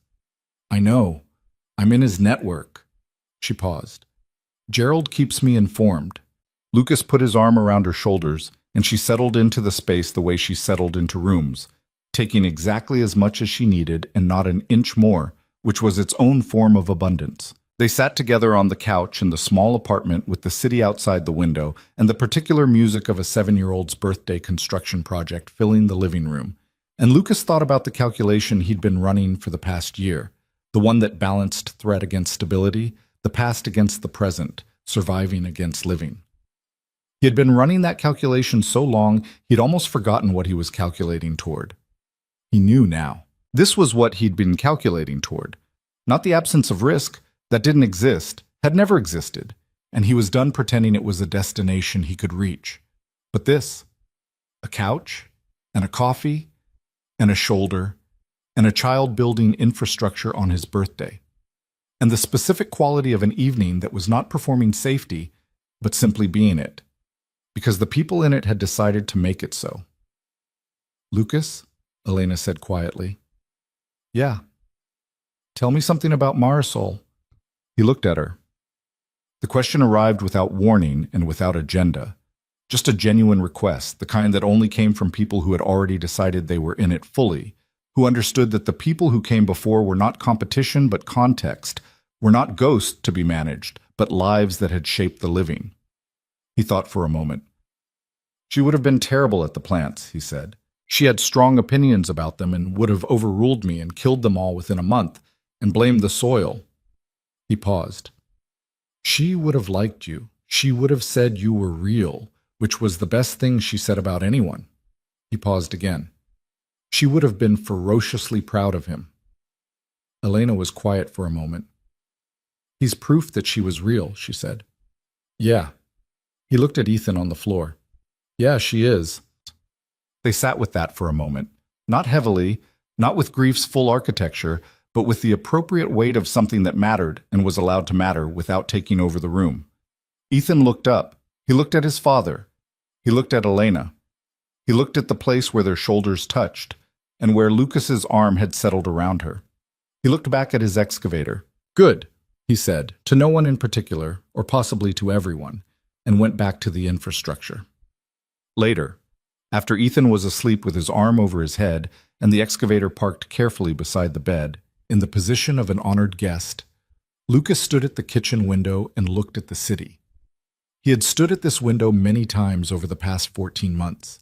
He had stood here in the earliest days when the apartment was still unfamiliar and every sound in the building was something to assess. He had stood here in the careful middle period when the life was constructed and functional but still felt, sometimes, like a stage set for a life rather than the thing itself. He had stood here during the weeks of the surveillance, running calculations at 2 a.m. while Ethan slept and the city glittered with its usual beautiful indifference. He stood here now, and the city looked the same as it always had. The glass and steel, the lights, the compressed, uncontainable life of 10 million people going about the enormous ordinary business of their days. He felt different, not transformed, not healed in the clean, story-shaped way that implied all previous damage had been resolved and filed away. He was still a man with 3 locks and a bag in the closet, and eyes that tracked movement in his peripheral vision before his brain had fully registered it was doing so. He was still a man with a past that had weight and edges, that would not be wished into simplicity by the passage of time. But he was also a man who had spent the past year in a building that contained, on its 44th floor, and on its rooftop, and in its lobby, and in the small space between a railing and a city view, something he hadn't expected to find there. Himself. The version of himself that was left when everything that wasn't essential had been stripped away. Elena's hand touched his shoulder from behind. She had come out of the living room quietly, her coat on, ready to head home, and had found him at the window. He didn't turn around. She stood behind him for a moment, her hand on his shoulder, both of them looking at the city. "What are you thinking about?" she asked. He thought about the honest answer. "About the fact that I've been preparing to lose things for so long," he said, "that I forgot to prepare for keeping them." She was quiet for a moment. Her hand didn't move. "What does keeping them look like?" she asked. He turned from the window to face her. She was in the kitchen doorway, coat buttoned, ready to go. And also, in some quality of her presence, not going anywhere, not in the way that mattered. "Like this," he said. "This exact thing." She looked at him with the open, unguarded expression. The one that belonged to moments when no one else was watching, except that he was watching, and she knew it, and that was the point. "Then keep it," she said. He reached out and took her hand. She let him and held it, and for a moment they stood in the kitchen of a small apartment in the Helios district with the city outside the window and the sound of a 7-year-old sleeping in the next room and the particular quality of stillness that descended on a life when it had finally, honestly, arrived somewhere worth being. He walked her to the door. She went out into the hallway and turned back once, and her eyes were the same eyes they always were, direct and real, and oriented toward the truth of things. And he held her gaze until the elevator arrived and the doors opened, and she stepped in and went upward through the building that had given them the rooftop, and the conversations, and the beginning of everything. He closed the door. He checked the locks. 1, 2, 3. From the bedroom, Ethan's voice arrived, still more asleep than awake. 3, he said. 3, Lucas confirmed. He went to the window one more time. The city did what cities do. It ran its relentless, indifferent, magnificent life.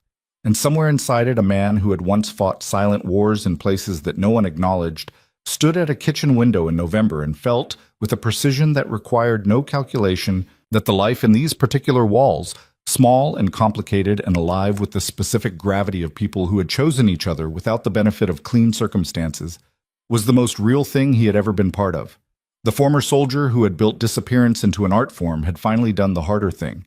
He had stayed. He had let himself be found. And in the morning, there would be coffee in the city and a 7-year-old with infrastructure ambitions and a woman who noticed the real things. And that was not the absence of war. It was the presence of peace. And this time, he intended to keep it.